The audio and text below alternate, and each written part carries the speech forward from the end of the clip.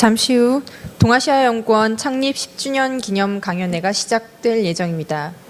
참석해주신 청중들께서는 자리를 정돈해 주시면 감사하겠습니다. 오늘 바쁘신 일정에도 불구하고 저희 강연회에 참석해주신 내빈 여러분과 청중들께 감사드립니다. 공식 행사에 앞서 질의응답과 관련하여 한 가지 안내 말씀드리겠습니다. 나눠드린 프로그램에 나와 있듯이 김우찬 교수님의 강연 이후 청중들의 질의응답 시간이 있을 예정입니다. 김우찬 교수님께 질문이 있으신 분은 나눠드린 자료에 있는 질문지를 작성하시어 강연 종료 10분 전까지 EAI 스텝에게 전달해 주시기 바랍니다.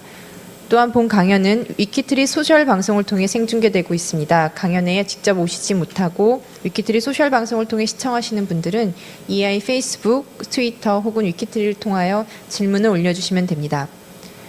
그럼 지금부터 동아시아연구원 창립 10주년 기념 우리 시대의 현인 강연회 시리즈 두 번째 강연회인 김우찬 교수 초청 강연회를 시작하겠습니다. 먼저 이숙종 동아시아연구원 원장님의 개회사 및 연사 소개가 있겠습니다. 박수로 맞이해 주시면 감사하겠습니다.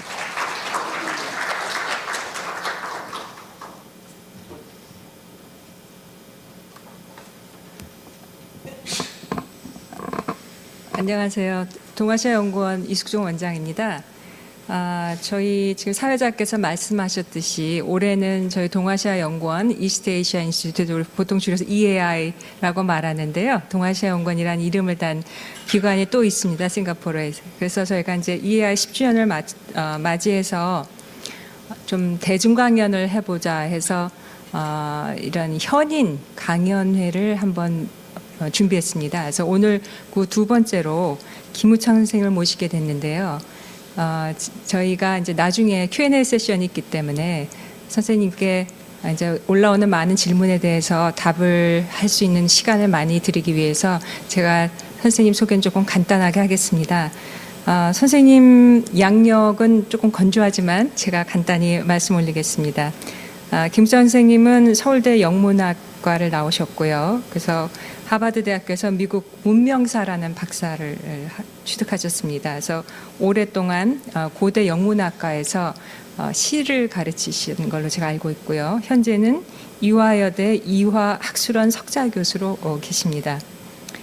이제 세상에서 이제 보통 선생님을 말할 때 이제 저도 처음에 알게 된 것은 선생님은 이제 영문학자고 또 문학 평론가시고 그렇게 많이 알고 있지만 선생님이 워낙 많은 다작을 하셨어요. 그래서 그 깊이라는 것이 이제 뭐 철학, 미술사, 정치, 경제학, 그래서 인문학과 사회과학을 넘나드는 이제 뭐 많은 분들이 한국의 지성을 대표한다 그런 아주 그야말로 굉장한 칭송을 받는 현자시고 그래서 저희 동아시아연구원이 강연에 모시게 된 것이 너무나 당연하고 또 저희 연구원으로서는 굉장한 명예라고 생각하고 있습니다. 그래서 제가 제 전공 과목 읽는데 바쁜 사람이다 보니까 선생님의 글을 많이 접하지 못했습니다. 그래서 최근에 이렇게 이제 양력만 말씀드리기에 너무 제가 죄송해서 책을 좀 선생님 책을 읽어보기 시작했는데 많이 못 읽었습니다. 근데 이제 대개 선생님이 그 1977년에 쓰신 궁핍함 시대의 시인, 한국의 유명한 시인들을 어떤 서양의 어떤 철학적인 근거를 가지고 논평하신 이 글을 많이들 기억하는 것 같고요. 그다음에 81년에 나온 지상의 척도, 91년에 나온 시인의 보석 등등 또 이제 이상적 사회를 위하여 그리고 최근에는 정치와 관련된 책도 많이 쓰셨어요. 그래서 2000년에 정치와 삶의 세계, 2003년에 풍경과 마음, 그 다음에 2007년에 자유와 인간적인 삶, 그 다음에 2008년에 정의와 정의의 조건, 그리고 제가 지금 읽고 있는 2008년에 세계의 동그라미라는 대담집이 있고요. 또 2011년 작년에 이제 성찰이라는 책이 나왔습니다. 그래서 선생님의 어떤 중요한 어떤 키워드일까 이런 것을 보면은 되게 심미적인 이성이다. 그래서 우리가 이성 그랬을 때 거기에 이제 심미적인 이성이다 그런 말씀을 붙여서 많이 설명을 하셨고 그 다음에 반성적인 사유 또 최근에 성찰 특히 이제 정치 사상에 관해서는 어떤 거리두기와 개입의 변증법 등등 그래서 선생님의 이제 이러한 담론, 개념 이러한 것을 두고 기무창론이라는 하나의 그 theory, 기무창론이라는 장르가 생겨 있었습니다. 그래서 감명을 많이 받았고요. 제가 이제 선생님께 그 박사학위 논문을 받은 친구가 있어서 물어봤어요. 그래서 선생님은 어떠시냐 그랬더니 고대에서 선생님의 시 강의는 명강으로 다들 듣고 싶어하는 강의이고 무엇보다도 굉장히 자유로우신 분이다. 그래서 어떤 편견, 어떤 이데아 이런 것으로부터 모든 것으로부터 자유롭고 굉장히 겸손하신 분이다. 그래서 재밌게 들은 말은 그렇기 때문에 자기 신념이 너무 강한 사람은 안 좋아하셔 그러더라고요. 그래서 그 말이 제가 기분 좋았습니다. 저도 그런 타입 안 좋아해서. 그래서 이제 선생님에 대해서 많은 논평들을 하셨는데 제가 몇 가지 참조한 중에서 좀 좋았던 말은요. 이제 고대 국문과의 김인환 교수님이 하신 말씀인데 기무창의 비평은 철학에서 시작하여 문학을 거쳐 정치로 끝나거나 정치에서 시작하여 문학을 거쳐 철학으로 끝난다. 문학과 철학과 정치를 세 개의 꼭지점으로 하는 삼각형이 기무창의 비평이다. 그런 말씀을 하셨어요. 역시 이제 고대 정외과의 최장일 선생님이 한 5페이지에 걸친 긴 논평을 쓰셨더라고요. 그래서 거기에서 말씀하시기를 김우찬 선생님이 보여주는 것은 사고의 패러다임과 감성의 구조가 상이한 동양과 서양이란 두 세계를 그렇듯 깊은 통찰력을 가지고 동시에 들여다볼 수 있는 사람은 많지 않을 것이다. 그리고 최장희 선생님은 김우찬 선생님을 세계 최고 수준의 철학적 인간학자서 philosophical anthropologist라고 그렇게 평하셨습니다. 그래서 너무나 훌륭한 선생님을 모시게 돼서 저희 연구원으로서 참 기쁘고요. 오늘 주신 말씀은 윤리국가의 이상, 동아시아의 현재와 전통이란 말로 말씀을 주시겠습니다. 그럼 김우찬 선생님 모시겠습니다. 박수.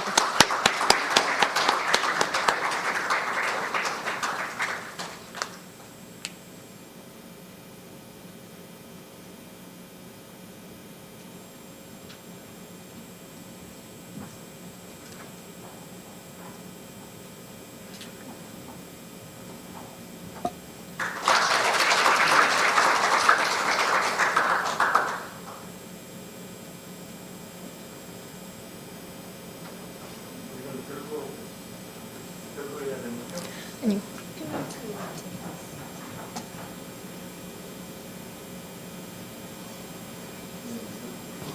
예, 맞아요. 네. 그냥 목소리가 나가죠.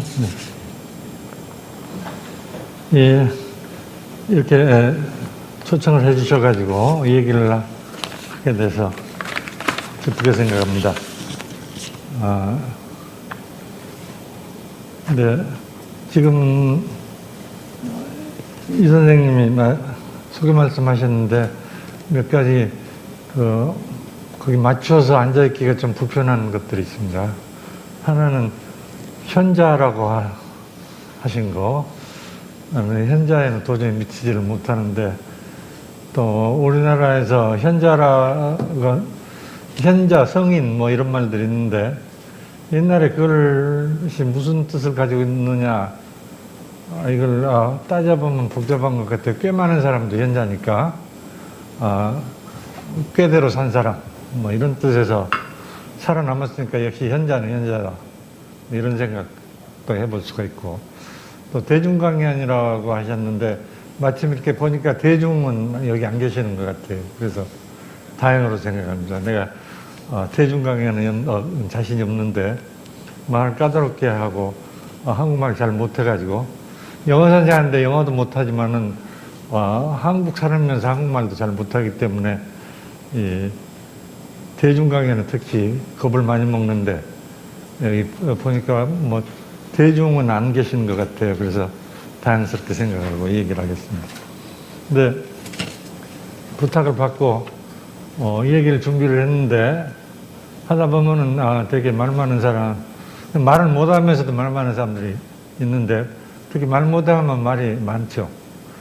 이거 해봐도 좀 시원찮고 또 해봐도 시원찮고 그러니까 자꾸 말을 하게 됩니다. 네, 그래서 내가 준비한 글이 굉장히 길고 좀 복잡한 얘기인데 이걸 주어진 시간에 다 할 수는 없고 어느 정도 요약을 해서 하도록 하겠습니다. 그럼 군데군데 그냥 발췌해서 읽어가면서 시간이 되면은 끝나지 않더라도 그냥 끝나기로 하겠습니다. 네, 10주년을 맞는 동아시아 연구원의 강연 시리즈에서 강연을 하게 된 것을 영광으로 생각합니다. 동아시아 연구원으로부터 강연 부탁을 받았을 때 연구원의 사업 내용을 잘 알고 있지 못하고 있었는데 전통적인 의미에서의 동아시아의 문제에 대하여 이야기하라는 부탁으로 생각을 했습니다. 그리고 그 방면의 전문가가 아니지만 사람 삶에 일정한 역사적인 기반이 없을 수 없다고 한다면은 한국에 뿌리가 있는 사람으로서 그 뿌리가 되는 동아시아의 전통에 대해서 할 수 있는 말이 없진 않을 것이다. 이렇게 생각을 하고 얘기를 하기로 했습니다. 그러나 동아시아 연구원에 대한 얘기를 조금 듣고 보니 연구원의 연구의 초점은 주로 현대가 정의하는 바 동아시아 지역의 여러 상호관계 이것이라는 걸 깨닫게 됐습니다. 그럼에도 제 얘기는 전통적인 동아시아의 주제, 물론 전통 관심의 대상이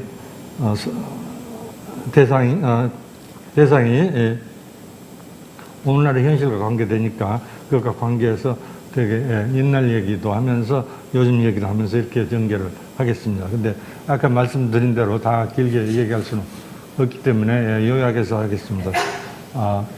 처음에 서론적인 얘기를 좀 하고 그 다음에 여기 오신 여러분도 다 느끼시지만 우리나라에 많은 게 좋아지고 물질적으로 풍요해졌다고 하지만은 점점 사회가 뭔가 아래로 하강 지향을 나타내는 부분도 있다 이렇게 생각할 텐데 그 중에 하나가 우리 윤리적인 의식 아닌가 이런 생각이 들어서 그 윤리 문제에 대해서 주로 생각해 봅니다. 그러니까 윤리 문제를 얘기하면서 옛날 우리 전통 사상을 한마디로 요약해서 얘기하면 뭐가 되겠느냐 할 때 그것은 윤리국가 이상을 현실 속에 실현해 보고자 한 것이었다. 이렇게 요약할 수 있지 않을까. 이렇게 생각해서 그 전통적인 윤리 이상 국가, 윤리적인 국가가 뭐냐.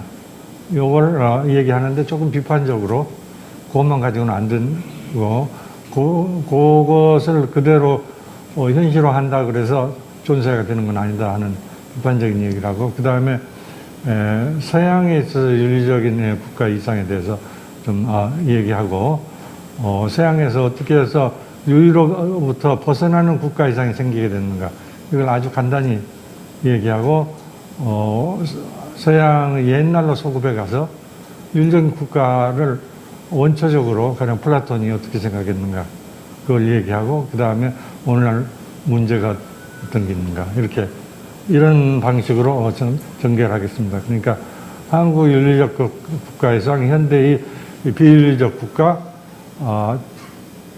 이 다른 방향에서 해본 국가의 윤리적 이상, 그리고 오늘의 문제.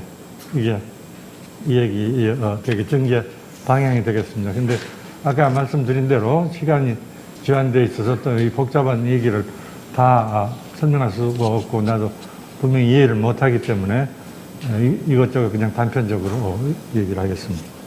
그리고 되셨으면 말로 하는 것보다는 역시 글로 얘기하는 게 더 짧아질 수 있기 때문에 글을 여기저기 조금 읽어 나가는 걸로 하겠습니다. 네, 처음에 지정학적 동아시아와 문화적 동아시아.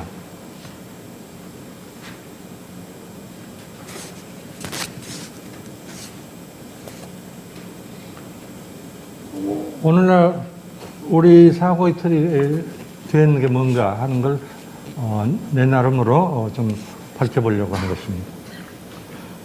동아시아라는 말을 들을 때 별 생각 없이 떠오르게 되는 이미지의 차이는, 그러니까 한쪽으로는 지정학적인 관점에서 상호 연대를 가져야 되는 동북아라든지 동남아라든지 이런 거하고, 또 문화적으로 우리가 동아시아 하면 그건 전통적인 거다 하는 이 두 개의 차이는 우리 상황을 되돌아보는 데 있어서 하나의 출발점이 될 수 있다고 생각합니다. 동아시아라는 말로 전통적인 아시아를 떠올리는 게 보통인데, 나말로 잘못된 건지 모르지만 동아시아 하면 되게 전통적인 어떤 단위를 이루었던 사회, 우리가 이렇게 생각하는 것 같아요. 그래서 이렇게 전통적인 아시아를 떠올리는 것은 무반성적인 상투적 이미지이고, 잠깐의 혼란이면서도 우리의 문화적 상황 또는 넓게는 인식 지평에 존재하는 한 문제를 상기하게 하는 걸로 생각이 됩니다. 얼마 전에 나는 신문 칼럼을 쓰면서 독일 대통령 선거 얘기를 한 일이 있습니다. 신임 요하임 가우크 대통령은 취임사를 논했었는데, 거기서 가우크 대통령은 취임사에서 독일이 틀림없이 유럽의 전통 속에 서 있다는 것을 매우 길게 강조했습니다. 길지 않은 취임사에서 이것을 길게 언급한 것은 여러 가지 이유가 있을 걸로 생각합니다. 유럽연합의 위기가 계속되고 있는 시점에서 그 해체가 불가피한 것이 미래의 방향이고 문제 해결의 관건이라는 주장이 있습니다. 그러니까 EU를 해체해야 된다, 또는 유로존을 해체해야 된다, 이런 주장들이 있기 때문에 거기에 대해서 유럽의 단일성을 강조한 것이 아닌가, 이런 생각을 했습니다. 다른 한편으로 종교적 원리주의와 테러리즘의 위협에 대하여 유럽 전통 확인이 필요하다고 생각하는 것입니다. 그러니까 테러리즘의 세계에 난무하는 이 테러리즘에 반대되는 정치적인 이상을 가진 게 유럽이다. 아마 이렇게 가우크 대통령이 생각한 것 같고, 많은 유럽 사람들이 그렇게 생각하고 또 미국 사람들이 그렇게 생각합니다. 더 깊은 관점에서 이것은 독일의 근대사의 중요한 부분이 유럽의 전통에서 벗어나 있었다는 것을 말해서 독일 사회가 가야 할 바른 방향을 시사하려는 것이었지 않나, 이렇게 생각이 됩니다. 독일이 1945년 종전 이후에 그 수도를 본에, 그러니까 본이라는 작은 도시에 옮겨간 것, 또 어떤 사람들이 해석으로는 아데나우어 대통령이 독일을 서방 세계에다가 분명하게 위치하게 하기 위해서 그랬다, 이런 얘기들이 있습니다. 근데 여기서 다시 가우크 대통령이 그러한 생각을 했다, 이렇게 말할 수 있습니다. 가우크 대통령의 생각으로는 그것은 다른 사람들도 오랫동안 지적하여 왔던 것이지만, 고대 히라브 고전적인 전통, 오래된 그러면서 새롭게 계몽주의 시대에 일어난 사상적 변화와 정치적 개혁으로 확실해진 법치 이념, 그리고 기독교와 유대로부터 내려오는 전통, 이런 것들을 아우르고 있는 것이 서방의 전통이다. 그리고 이것이 유럽의 기반을 이루고 있다, 이렇게 말하려고 했던 걸로 보입니다. 이런 것을 확인하는 것은 오늘의 독일인에게도 그렇지만 전통적인 독일인에게도 매우 중요한 의무적인 사항이다. 가우크 대통령은 이렇게 생각하는 것 같습니다. 네, 여기 제가 그 괄호 속에 넣어서 얘기했지만은 너무 유럽을 강조하니까 우리같이 유럽 밖에 있는 사람이 읽을 때는 이거 자기들만 잘났다는 거냐 해서 좀 기분 나쁘죠. 요즘 흔히 쓰는 말로 유로센트릭한 견해라는 인상은 있지만 그래도 이해할 수는 있는 얘기였습니다. 이런 얘기가 좀 길어졌지만 이런 얘기를 생각하면서 생각하게 되는 것은 우리 현재와 미래를 위해서 정체성을 확인하고자 할 때 유럽의 경우처럼 우리에게도 지금 불러낼 수 있는 전통이 있는가 하는 사실입니다. 그러니까 유럽 사람들이 유럽의 위기라는 건 굉장히 현실적인 경제 문제고 정치적인 문제이면서 또 동시에 유럽의 문화 전통을 환기하는 것을 많이 볼 수 있습니다. 며칠 전에도 그게 신문에도 그러니까 독일 신문에도 그게 났지만은 균터 그라스가 그 말썽 많은 시를 썼는데 그것도 휘랍 얘기를 하면서 휘랍이 유럽의 모태라는 얘기가 거기에도 지적이 나와 있습니다. 그러니까 이런 문화적인 의식이 정치, 경제 속에도 섞여 있는 게 유럽이다. 이게 제가 말씀드리려고 하는 것입니다. 그러나 여기에 대해서 우리에게 전통이 왜 없냐고 하는 사람도 있겠지만 그것이 오늘날 우리 삶을 지탱하는 이에 비슷한 문화적인 토대로서 살아있다고 하기가 매우 힘들다는 것에 우리가 동의할 수밖에 없습니다. 동아시아 연구원이 주력하고 하고 있는 연구, 제 이해가 틀릴 수가 있겠지만 현대에 있어서 동아시아 지역의 여러 관계를 밝히는 연구도 이러한 관점에서 다시 비추어 볼 수 있지 않을까 이런 생각입니다. 한국이 지리적으로 동아시아의 일부이고 문화적으로도 같은 전통을 가지고 있는 것은 사실이지만 지금의 시점에서 동아시아의 문화적 동질감 또는 일체성의 느낌이 있다고 할 수는 없습니다. 그래서 하나로 묶고 있는 것은 단순한 지리적 연계입니다. 이것이 중요한 것은 다시 거기에서 근거하여 일어나는 현실적인 이해관계로 인한 것입니다. 즉 경제, 안보의 문제, 그리고 이에 따라 인구이동 문제 등이 이 지역을 하나로 묶고 있다고 할 수 있습니다. 그래서 이 관계는 지정학적인 원근법 속에서 생각되는 동아시아다. 그러니까 지오폴리티컬 또는 레알폴리틱의 관점에서 보는 거다 이런 얘기입니다. 이에 대해서 이러한 과제들을 상고시대로부터 내려오는 문화적 정체성이라는 관점에서 생각해 보는 것은 여간 어려운 일이 아닙니다. 유럽의 경우를 해보면 상당히 다르다고 할 수 있습니다. 재정학적 현실 관련들이 중요해진 것은 한국을 비롯해서 동아시아의 여러 나라들이 일정한 국력을 갖춘 국가로서의 위상을 분명히 하게 되었기 때문입니다. 그런데 동아시아의 여러 나라들이 이러한 국가로서의 위상을 확보한 것은 서양에서 들어온 산업기술과 제도를 통해서 자기 변신을 이루게 된 결과라고 할 수 있습니다. 그러니까 사실은 동아시아끼리 해서 하나의 문화공동체, 지정학적 공동체 이런 것이 아니라 서양과의 관계에서 각 나라를 정의하고 다시 그것을 동아시아 여러 나라의 관점에서 정의하는 것이 오늘 우리가 동아시아를 생각하는 방법이다 이런 얘기입니다.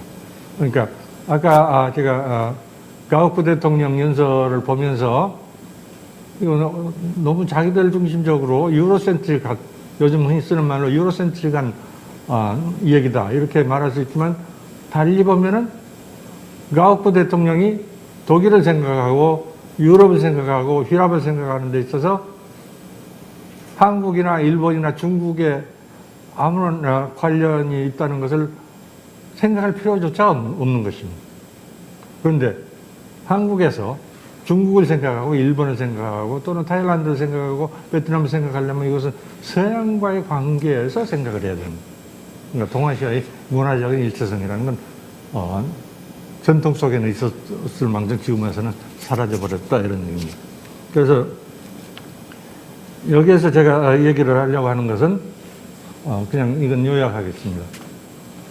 이렇게 문화적인 정체성이 상실된 바탕 위에서 국가 간의 관계를 생각하게 될 때 그것은 완전히 전략적인 관계로 바뀌게 됩니다. 그래서 우리나라에서도 흔히 영미, 통중, 중국하고 통하고 미국을 이용하고 상당히 좋은 말 같으면서도 듣기 싫은 말들이죠. 미국 사람들이 이용을 당하려고 하겠습니까? 중국 사람들이 자기들을 이용하려고 하는 것에 그대로 응하겠죠. 자기들대로 또 다른 방향이 있겠죠. 그래서 이 생각들이 모두 다 전략적인 사고로 옮겨가게 된다. 이런 얘기를 했습니다. 그리고 동시에 여기서 제가 지적하는 것은 우리 사회에 있어서도 이러한 문화 전통에 대한 의식이 사라져버렸기 때문에 인간관계나 정치적인 집단들의 관계가 전부 다 전략적인 관계로 전환이 됐다. 공통점이 전혀 없어요. 우리가 같이 합쳐서 뭘 해야 되겠다. 그래서 이러한 문화 전통 가치를 살리기 위해서 뭘 해야겠다. 이런 논의는 전혀 나오지 않고 저 사람들을 이용을 해서 나한테 유리하게 또 내가 생각하는 정의로운 사회의 실천에 어떻게 활용할 수 있는가 이런 생각들이 주로 우리 관심의 핵심을 이루게 됩니다. 그래서 제가 잘 모르지만은 정치학적인 고려에서도 전략적인 사고가 국내에서나 국제적인 관계에서나 중요한 중요한 내용을 이루게 됩니다. 한 가지만 더 붙여서 말씀드리면은 미국 사람들이 우리한테 제국주의적인 세력이라고 하는데 물론 그건 사실입니다. 그러나 또 동시에 미국이 내세우는 어떤 정치적인 이상들이 있습니다. 민주주의라든지 뭐 인권이라든지 우리가 너무 전략적인 사고에 익숙해지다 보니까 인권도 얘기하고 민주주의도 얘기하고 이것은 다 위선이다. 이건 자기들의 이익을 추구하기 위한 하나의 핑계에 불과하다 이렇게 생각하고 있습니다. 우리뿐만 아니라 많은 나라에서 내세우는 그 인간 공통의 이상에 대한 우리 해석은 대개는 전략적인 것이 서로 환원되게 되어 있습니다. 이것은 그런 것이 어떤 전략적인 핑계로 사용 안 된다는 얘기는 아니죠. 물론 되죠. 그러나 그러한 인간의 보편적인 이상과 전략적인 사고가 늘 결부돼서 움직이고 있는 것이 인간의 현실인데 그것을 너무 한쪽으로만 해석하는 쪽으로 우리 사고가 유형화되어 가고 있다. 이것은 우리가 문화전통을 상실한 것하고 깊은 관계가 있다.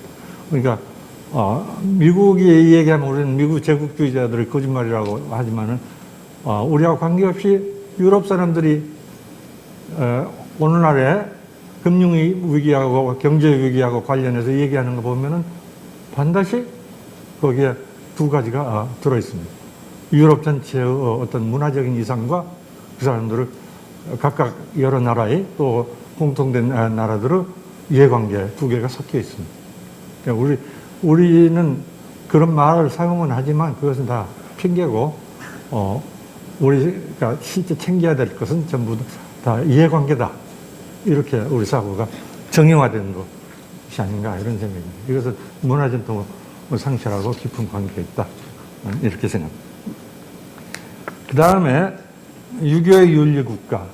그런데 이렇게 되면 그 전략적인 사고가 지배하는 게 우리 정치 사고, 정치 전략 기본이다 이렇게 얘기하고 보면 달리 얘기하면은 그런 전략적인 이해관계에 도움이 안 되는 문화적 이상, 윤리적 이상 다 상실됐다 이렇게 말하는 것이 되겠습니다.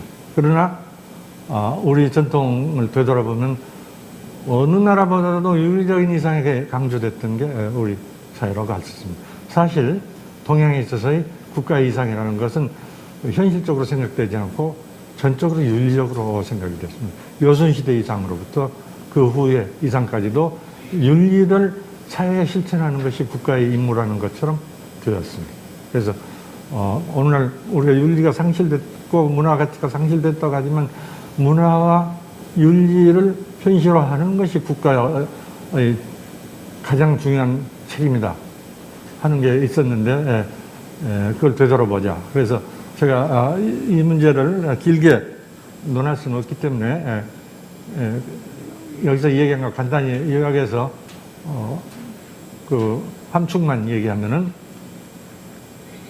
하나는 이 윤리적인 것을 강조하는 것이 반드시 윤리적 성격을 갖는 것, 윤리적 현실을 가져오게 하는 건 아니다. 윤리는 더 복잡하게 생각해야 된다. 이게 한 가지 결론이고, 그거보다 더 넓게 생각해서는 이 윤리를 다른 보다 더 깊은 차원에다가 기초하게 해야 된다. 그래서 현실과 윤리가 맞아 들어가는 세계가 실현돼야 된다. 이런 얘기를 하고 있습니다. 그러나 이렇게 얘기하는 건 비판적으로 우리 사회, 우리 전통을 얘기하는 것이지만 동시에 윤리의 중요성을 강조하는 일 자체는 우리 사회에 깊이 남아있다. 서양은 그 얘기하면 좀 이상한 사람처럼 돼버리죠. 그건 넉빠진 사람들이 하고, 그건 말하자면 펀더멘탈리스트들이 하는 이 얘기처럼 서양에서는 간주하고 있습니다. 서양이 왜 이렇게 됐는가 하는 것도 물론 중요한 문제지만 우리나라에는 그래도 그 윤리가 좋든 나쁘든지 간에 국가에서 윤리적인 목표라는 건 매우 중요한 내용을 이루는 것이다 하는 인식은 아직도 살아남아 있다. 그럼 이것을 어떻게 새로 살아남게 하느냐, 이게 사실 어느 시대에 있어서 중요한 문제 중에 하나다. 이런 얘기를 했습니다. 네.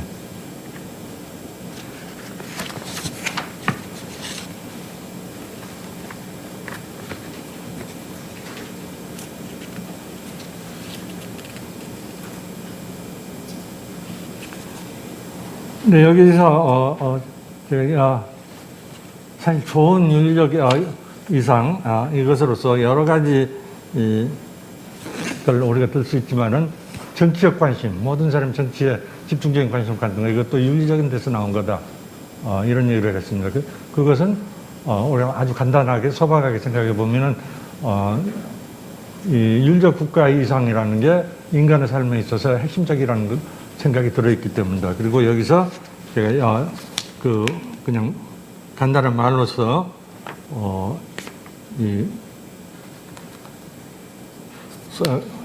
그러니까 대학에 나오는 말, 수신제가 치국평천하라는 거, 몸을 수양을 하고 집을 다스리고 나라를 다스리고 천하를 편안하게 하는 거, 이것이 모든 공부하는 사람들의 의무다, 이렇게 얘기하는 거, 이걸 여기서 들어서 얘기를 했습니다.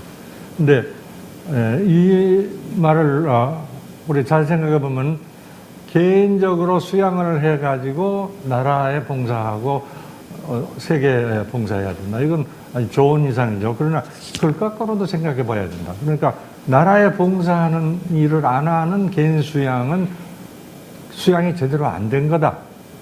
이렇게 거꾸로 생각할 수도 있다. 그래서 모든 사람들이 자기 인생을 완성하는 하나의 작업으로서 국가 일에 대해서 관심을 가지고 국가에 대해서 어떤 생각을 해야 되는 걸로 되어 있던 게 우리 전통사이다. 그래서 오늘날도 대통령 선거하면 뭐 정신 하나도 없이 그거에만 모든 사람 관심 집중하는 거, 이런 것이 거기에서 우리가 발견할 수 있는 오늘도 남아있는 전통적인 유습이다. 이렇게 얘기했습니다. 몇 년 전에 오바마 대통령이 대통령 당선될 때 뉴욕타임스에서 미국 여기 안 들어있는 그냥 잡담입니다. 각지에서 어떤 사람들이 대통령 선거에 어느 정도의 관심을 가지고 있는가, 이런 걸 조사한 일이 있습니다. 그 뉴욕타임스에 나왔었는데 거기에 보면은 대부분의 사람이 대통령 선거에 뭔 관심은 있겠지만 직접적인 관심을 가지고 있질 않아요. 나는 지금 어디 가서 슈퍼마켓에 가서 무엇을 많이 뭘 어떻게 사는 게 중요하다. 나는 병이 났는데 이 병을 좀 치료하는 게 중요하다. 뭐 이런 아주 일상적인 것들이 자기 중요한 관심사라고 그렇게 얘기한 것들이 뉴욕타임스에 다 요약이 돼서 나왔습니다. 그래서 실제 대통령 선거 자체가 핵심적인 관심이고 걱정되는 거다고 하는 사람은 상당히 적었어요. 그래서 신문에서 보도되는 거와는 달리 보통 사람 삶이라는 건 상당히 대통령 선거나 이런 걸로부터 멀리 있다. 이런 느낌을 뉴욕타임스는 전달하려고 그랬고, 나도 그거 읽으면서 그런 느낌을 받았습니다. 근데 우리나라에서는 여러분이 택시만 타도 대통령 이 말씀 듣고 저 말씀 듣고 하려면 너무 바쁘겠다, 이런 생각 하게 되죠. 교수들한테 얘기하면 너무나 대통령이 어떻게 해야 되고 하는 게 많기 때문에 대통령이 교수들 말씀 다 들으려면 어떻게 시간을 낼 수 있을까, 이런 걱정이 생기게 됩니다. 그러니까 그러한 굉장히 정치적인 관심이 많은데, 이것은 단지 정치적인 관심뿐만 아니라 인간 완성을 위해서는 정치가 필수적이라고 하는 그러한 우리 전통적인 사고에서 나온 거다. 이런 얘기를 여기다 했습니다. 네, 그러면서 이렇게 정치에 너무 많이 관심을 가지고 수신제가 하는 데는 반드시 그것이 완성이 되기 위해서는 치국평천하까지 나가야 된다. 이런 생각 때문에 많은 사람들이 관해 나가는 것을 인간 완성의 한 방법으로 생각을 했습니다. 그러니까 출사하는 거, 사환을 하는 것이 얼마나 중요한가, 이것은 우리 모든 사람은 이 얘기에서 우리 전통에서나 오늘날에 있어서나 아주 중요한 것이 되어 있는 걸 알 수가 있습니다. 이것은 단지 권력에 대한 관심이 아니라 자기 완성에 대한 관심이고 또 이 자기 관심성을 이제 좀 피상적으로 보면은 다른 사람이 자기를 어떻게 평가할 것인가 하는 것을 인간으로서 독자적으로 평가하는 것보다도 그 사람이 사회적으로 어떤 지위를 가지고 있는가로 평가하게 된 사실하고 관계가 되어 있습니다. 이게 맞는 얘기인지 모르지만 제가 본 걸로는 기억으로는 김구 선생도 이제 김구 선생은 그런 출세할 수 있는 사람이 아니었는데도 과거 시험을 봤는데 과거 시험에서 답안지를 쓰고 거기다가 자기 이름을 쓰려니까 자기 아버지도 과거를 안 봤는데 자기가 이렇게 과거 시험을 본다는 건 조금 효도가 아니다. 그래서 자기 아버지 이름을 거기다 썼다. 뭐 이런 기록을 제가 본 일이 있습니다. 이것처럼 인간 완성을 위해서는 반드시 과거를 봐서 과거를 통해서 벼슬을 해야 된다. 이런 좋은 것일 수도 있고 나쁜 것일 수도 있는 생각들이 우리나라에 많이 퍼졌습니다. 그리고 그 중에 하나가 모든 사람이 다 정치적 관심을 가져야 되고 국가가 어떻게 돼야 되는가에 대해서 관심을 가져야 된다. 이런 전통이 오랫동안 유학자의 관습이고 또 오늘날에도 그대로 남아 있습니다. 그래서 여기서 유학자들의 국가론에 대해서 조금씩 얘기를 했습니다. 정도전, 우리가 여기 지금 조선을 들어서 가까운 덕수궁이 있지만 경희궁이라든지 덕수궁이라든지 경복궁이라든지 또 사대문이라든지 이런 거 기본적인 바탕을 놓은 것은 다 정도전입니다. 그러니까 정도전의 관심사는 국토를 자기가 생각한 대로 기획을 하고 또 국가제도를 그렇게 하고 관리제도를 그렇게 하고 하는 것들을 다 연구한 사람이 정도전인데 정도전은 조선조를 창시하는 데 매우 중요한 일을 맡은 사람이었기 때문에 이렇게 생각하면 당연한 걸로 생각이 됩니다. 그러나 또 동시에 국토 수도를 새롭게 건설하고 그 건설에 전부 작은 관심까지 자기가 전부 자기 관심대로 움직여야 된다 하는 것이 정당하냐 이런 것에 대해서 우리 정도전 연구도 그렇고 우리 유학 연구하는 데는 별로 없는 것 같아요. 이게 정당한 연구냐. 그건 정말 제대로 한 유학자의 바른 행각이었다 이렇게 생각하는 것 같습니다.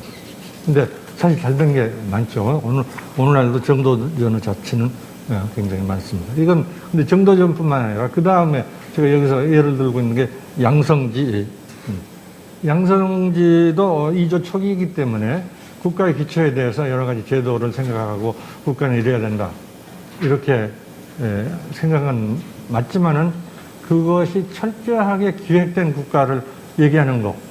이것을 보면 놀라지 않을 수 없습니다. 그러나 지금도 연구하는 분들은 참 훌륭한 유학자였다 이렇게 얘기하는 것 같아요. 그래서 제가 그 훌륭한 사람이기도 하지만 우리가 이것을 그대로 받아들이기는 어려운 면도 있다는 것을 말하기 위해서 이 정성지의 뒷부분에 대해서만 조금 얘기를 하겠습니다.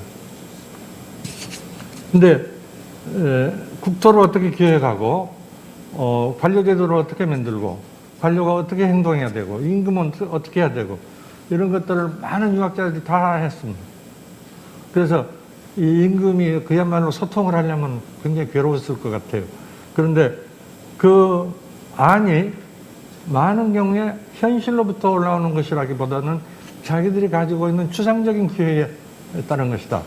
이것에 우리가 주의를 할 수 있습니다. 그러니까 가령 양성지에 있어서 이 중간 부분을 좀 읽겠습니다.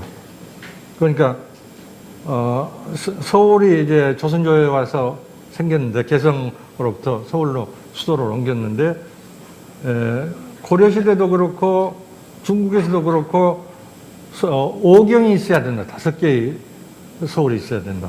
그렇기 때문에 이제 서울을 경도를 상경이라 하고 개성부를 중경이라 하고 경주를 동경, 전주를 남경, 평양을 서경, 함흥을 북경으로 기획해야 된다. 이렇게 제안을 하고 있습니다. 이것이 사실적인 데서 이런 필요가 있어서라기보다도 중국적인 사례, 또 이런 5가지 방위, 그러니까 네 방위하고 중심, 이것을 합쳐서 거기에 여러 가지 수도가 있어야 된다는 말하자면 추상적인 거. 중국 사례, 또 주례에서, 이 사람들한테 아주 중요한 게 주례에서 나온 그런 기획에 의해서 나라를 바로잡아야 된다. 이렇게 얘기를 했습니다. 능묘의 문제라든지 또 관직의 문제들도 이렇게 얘기했습니다. 또 여기 재밌는 것은 음악도 그것에 따라서 정리해야 된다. 음악도 제도화해야 된다. 이렇게 돼 있고 또 재밌는 것은 제가 그 마지막 부분, 이 양성지 마지막 부분만 읽겠습니다. 옷을 다 엄격하게 통제해서 입어야 된다. 양성지는 당상관, 육품 이상의 관리, 유품은 성중관, 의관 자재 그리고 위사, 군사를 단위로하여 서로 다른 색깔의 복장을 입게 해야 합니다.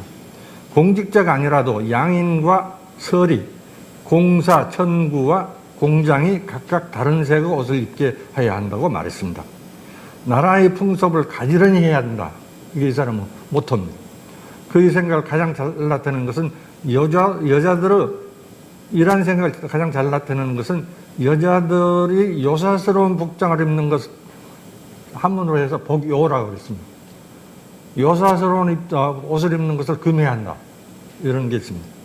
그러니까 그럼 치마를 입는데 치마를 왼쪽으로 돌려서 입느냐 오른쪽으로 돌려서 입느냐 이런 거에 대해서 다 엄격한 제한을 가야 되고 그거에 어긋나는 옷은 다 뺏어가지고 가난한 사람들이 줘야 된다.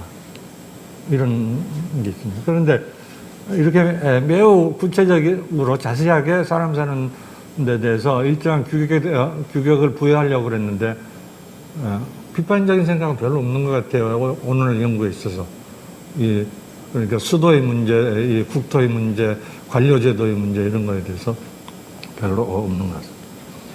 또 유수원이라는 사람이 한 얘기들도 제가 소개를 했는데 그냥 생략을 하겠습니다. 근데 유수원의 경우에 이 한용우 교수가 쓴 책들을 보면은 유수원을 굉장히 극찬을 했습니다. 근데 유수원의 직함이 뭐냐? 홍문관 직제학입니다. 아주 말단도 아니지만 높은 사람도 아닙니다. 이 사람들이 군우 제도는 어떻게 해야 된다. 관료 제도는 어떻게 해야 된다. 지방은 이렇게 다시 쪼개서 이야기해야 된다. 이렇게 다 제안을 하고 있습니다. 그러니까 자기 생각으로는 아주 좋은 거죠. 그러나 이런 것들을 쭉 보다 보면은 이렇게 하다 보면 나라가 온전하게 지속이 될 수 있었을까? 이런 생각을 하지 않을 수 없습니다. 그러나 우리 연구에서는 다 좋은 유학자들로 생각합니다. 그럼 우리 유학적인 사고 속에 들어있기 때문에 그렇죠. 현실로부터 이런 문제가 있으니 이거에 대해서 대처해야 된다. 이런 생각이 아니라 자기들이 가진 추상적인 생각으로 바로 앞 세대에서 관료제도를 이렇게 했는데 그 다음 세대에서 이것은 폐지해야 된다. 이런 식으로 자꾸 제안이 나오는데 이 유수원의 경우는 홍문관 직제학이라는 과히 높지 않은 자리에 있는 사람으로서 국가제도의 전체적인 개혁에 대해서 얘기를 하고 있습니다. 이건 무수히 많은 학자들마다 그렇게 됩니다. 그러니까 이러한 사고가 어디서 나오는가? 이건 윤리적인 이상, 또 우주론적인 이상, 태극설에 기초한 우주론적인 이상을 현실에 실천해야 된다는 데서 물론 나온 좋은 의도를 가진 것입니다. 그러나 이것이 제대로 된 방향인가 여기에 대해서는 우리가 조금 의문을 가질 수가 있습니다. 여기서 예로 그러니까 조선조의 유학자들을 사고를 지배하고 있는 유토피아의 사상이었다고 생각합니다. 이건 조선조뿐만 아니라 실제 유학을 지배하고 있는 것은 유토피아 사상이죠. 그러니까 요순시대를 실천하는 것이 모든 정치하는 사람들이 해야 되는 일 중에 하나였습니다. 그래서 사실 유토피아 사상을 가진 것이 유학의 인간론이고 유학의 정치론이라는 얘기를 하고 이것을 토마스 모어의 유토피아에 비추어서 잠깐 얘기를 했습니다. 토마스 모어도 자기 머리로 완전히 유토피아를 만들어낸 사람이고 소위 유토피아라는 말 자체를 만들어낸 사람인데 유토피아는 우리 아다시피 토피아, 유는 없다는 말이고 아무데도 없는 곳을 머릿속에 그려냈습니다. 이 유토피아를 쓴 다음에 토마스 모어는 에라스무스에게 편지를 했습니다. 에라스무스 편지에 대한 편지를 제가 인용을 했습니다. 당신은 유토피아를 쓴 다음에 저희 의기가 얼마나 양양하게 되었는지 짐작하시지 못할 것입니다. 저는 참으로 부풀어 오르는 듯한 느낌을 가지고 머리를 높이 들고 있습니다. 이 백일몽 속에서 저는 유토피아 백성들의 임금으로 지목되었습니다. 자기 그 꿈에 자기 임금이 됐다는 꿈을 꿨단 말이에요. 저는 밀대의 왕관을 쓰고 두드러져 보이는 프란시스코 교단의 승복을 입고 밀대의 호를 들고 시민들의 시종의 호의를 받으면서 행진하고 외국의 사신과 왕들을 아련하는 저 자신을 상상하게 됩니다. 그러니까 유토피아 쓰고 자기가 왕 됐다는 걸 생각을 한 거죠. 그러니까 굉장히 높은 사람이 된 느낌을 가졌어요. 그러나 토마스 모어의 경우는 거기에 대해서 아이러니를 가지고 얘기한 것입니다. 그리고 그 다음에 곧 자기는 그 왕자에서 굴러 떨어져서 밑에 드러눕게 된 꿈을 꿨다 이런 얘기도 나오게 됩니다. 그러니까 자기가 사회를 완전히 이런 자기의 추상적인 계획에 의해서 재정립해야 된다고 얘기를 하면서 의기양양하면서 또 이것이 우스운 꿈이다 하는 것을 의식하고 있었습니다. 네, 이 부분만 읽겠습니다. 이것은 유토피아의 해석에 대한 것입니다. 유토피아에 대한 해석은 여러 가지이지만, 그러니까 토마스 모어의 유토피아예요. 위에서 지적한 아이러니는 그러니까 자기가 막 높은 사람 된 것 같은 느낌 가지면서 그게 무슨 일이라는 것을 생각한 거. 이 아이러니는 영문학자 스티븐 그린블렛의 해석에 나오는 것입니다. 그린블렛은 모어가 이 소품을 쓰는 데 있어서 동기가 된 것은 자기 소멸의 희망이었다고 합니다. 자기를 없애버리는, 자기를 줄이는 것. 이것은 삶을 살아가는데 요구되는 자기 형성, 셀프 패셔닝의 복잡한 변증법과의 관계에서 설명이 됩니다. 모어는 유토피아를 통해서 당대의 부패한 사회를 비판하고 당대의 권력과 재산 제도에 승복하는 행위에 한계가 있다는 것을 드러내고자 했습니다. 당대가 잘못됐다는 것을. 그러면서 더 동시에 자기가 여기에 봉사하고 있다는 것을 의식을 했습니다. 유토피아는 결국 요즘식으로 얘기하면 수상의 자리에까지 올라갔습니다. 그러니까 자기가 그 우습게 알면서도 거기에서 노력을 해서 높은 자리에 계속 올라갔습니다. 그래서 자기 비판을 위해서 내가 이렇게 벼슬을 추구하고 있는 것이 잘못된 것이라는 것을 의식하기 위해서 유토피아를 썼다. 이게 그린블렛의 해석입니다. 매우 복잡한 해석이죠. 그러나 그러니까 자기 소멸을 위해서, 자기 확대가 아니라 자기 소멸을 위해서 유토피아를 썼는데 이것이 그의 소망이었다면 그것이 다시 한번 역설적으로 그를 더욱 유명하게 하고 더욱 자신감을 갖는 사람이 되겠습니다. 자기는 아이러니를 의식하면서 파라독스를 의식하면서 이런 속된 것에 봉사하고 있다는 의식 때문에 오히려 자기가 더 높은 사람처럼 되고 사실 유토피아로 해서 그 유럽 전체에 유명한 사람이 됐어요. 그래야 자기 소멸은 다시 자기 형성의 과정에서 자기 확대로 변형되게 됩니다. 여기에 드러나는 것은 그것이 토마스 모어의 의도였든지 아니었든지 간에 자기 소멸의 동기 또는 자기 단련, 극기와 겸손도 전도된 자기 확대의 표현이 되는 수가 많다. 이런 것을 보여주는 것입니다. 여기서 제가 다른 예를 들었는데 톨스토이가 성자들을 그린 데 보면 그런 게 상당히 많습니다.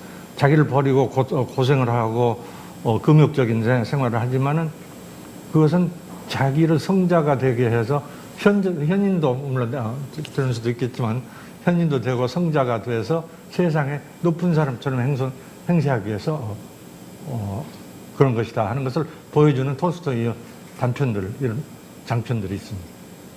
그러니까 모화의 경우도 이런 복잡한 사정 속에서 이해해야 된다. 이게 그린블라트의 생각입니다.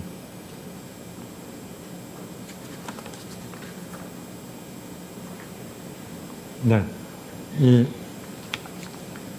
이렇게 해서 윤리적 이상을 실천한다는 게 자기 확대, 자기 소멸을 나는 국가를 위해서 모든 걸 바친다는 자기 소멸, 또는 나는 정신적 가치를 위해서 모든 걸 바친다는 정신적인 자기 소멸, 이것까지도 포함해서 자기 수양이라는 것이 상당히 많은 경우에는 자기 확대의 한 수단에 불과하게 되고 이것은 다른 사람에게 폭력으로서 작용하는 경우가 많다.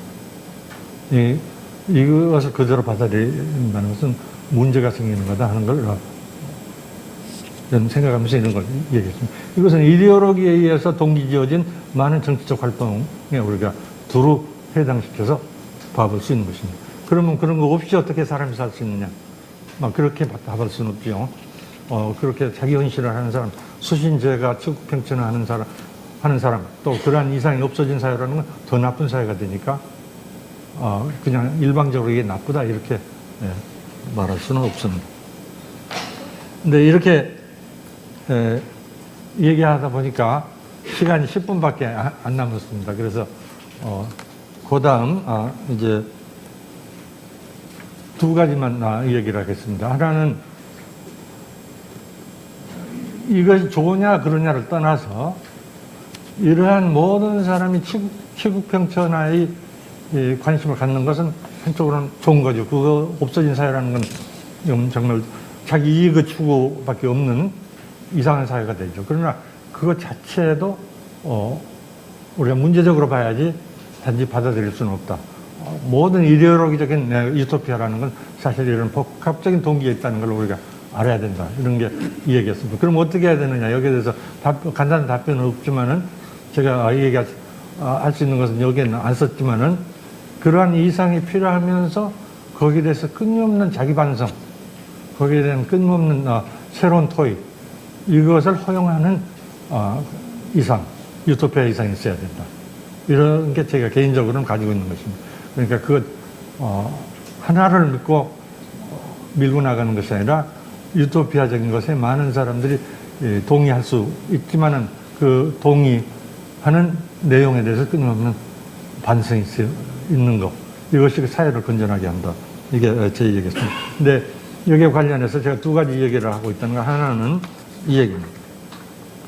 많은 사람들이 어떤 사태를 설명하는 데는 거기에 어떤 원형이 되는 패러다임이 있다. 그건 이제 과학사가들이 하는 얘기죠. 토마스 쿤 같은 사람, 과학사에서 나온 얘기지만, 이러한 생각을 G.R. 로이드라는 케임브리지 과학사가가 중국과 휘랍을 이해하는데 적용한 일이 있습니다.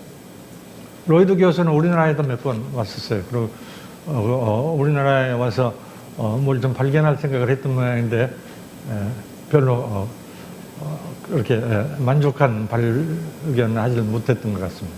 이 로이드 교수가 쓴 책의 제목도 재밌어요.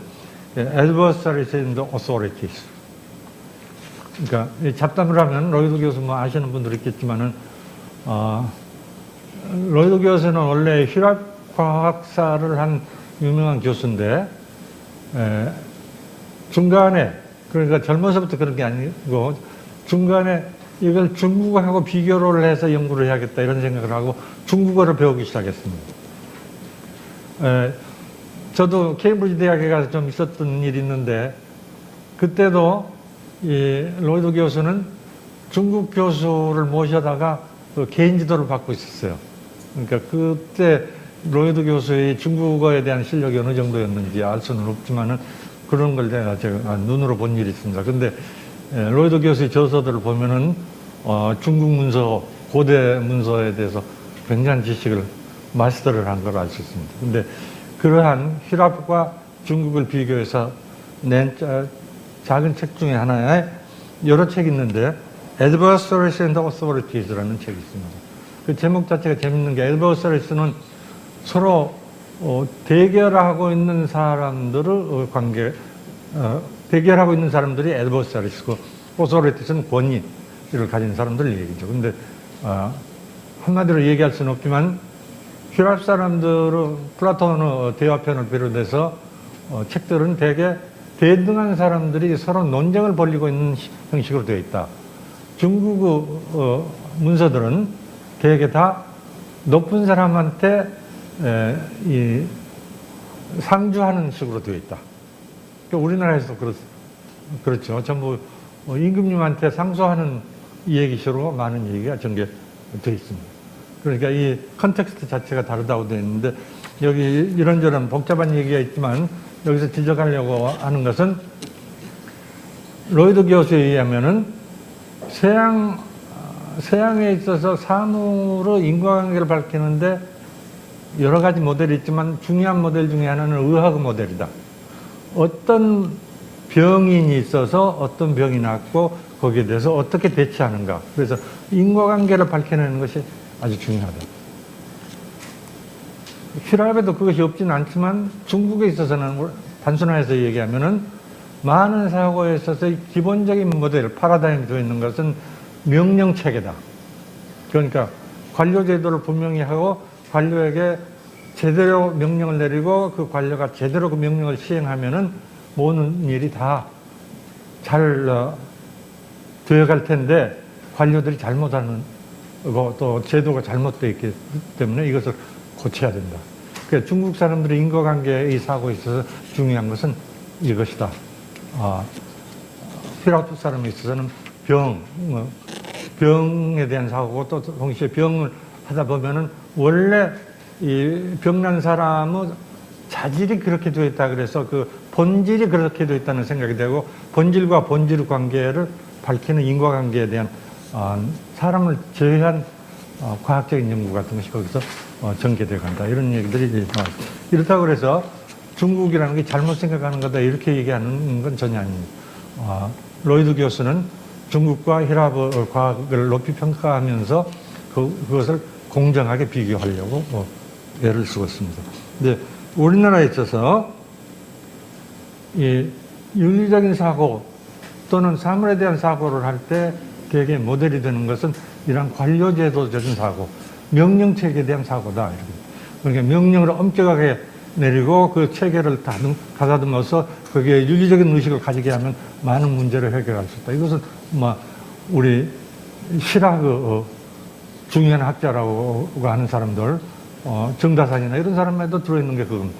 관료제도를 엄격하게 하고 그 관료제도를 정비해서 그 사람들 윤리적인 명령 실행할 수 있게 해야 된다. 이런 식으로 되어 있습니다. 사실로부터 윤리가 나오는 게 아니라 윤리로부터 사실을 통제하려는 노력. 이것이 매우 중요한 생각의 패턴이 되어 있습니다. 이 패러다임이 맞는지 어떤지는 모르지만은 사실 우리가 심각하게 생각해 봐야 될 거고 요즘도 이 일이 잘못되면 인사가 잘못했다. 되게 이렇게 생각하는 것 같아요. 물론 그것 중요한 부분이지만 로이드 교수도 그 부정하지 않습니다. 그게 중요한 부분이지만 그걸로 사물이 전부 선명될 수 있는 건 아니다. 그래서 그런 예를 앞에서도 좀 들었습니다. 그럼 정조 시대에 이명식이라는 관찰사가 무슨 얘기를 한 거 이런 거에 대해서 좀 언급을 했습니다. 그러니까 일이 잘 되면 그건 제도를 조금 고치면 된다. 이런 식으로 된 거. 그것이 맞는 얘기인가에 대해서 얘기를 했습니다. 그 다음은 이제 서양에 있어서 이 윤리적인 이상이 사회에 어떻게 작용하는가 이 얘기를 하면서 이것이 어떻게 소실됐는가를 우선 언급을 했습니다. 그것은 찰스 테일러 카나다의 철학자 우리나라에도 왔었죠. 아마 이 조선 호텔에도 왔었던 것 같아요. 그 찰스 테일러 교수가 얘기한 걸 들어서 서양에 있어서 이 윤리적인 강박성으로부터 인간의 해방 이것이 서양 근대성에 있어서 아주 중요한 것이지만 또 동시에 그것이 윤리적인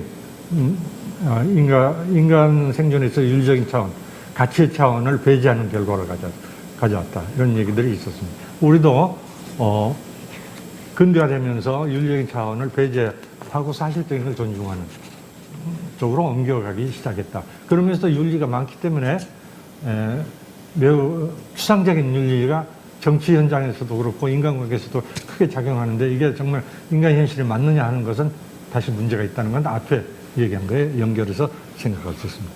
그 다음에 제가 얘기한 게 플라톤 얘기입니다. 이건 시간이 다 됐기 때문에 한두 마디로 요약을 하겠습니다.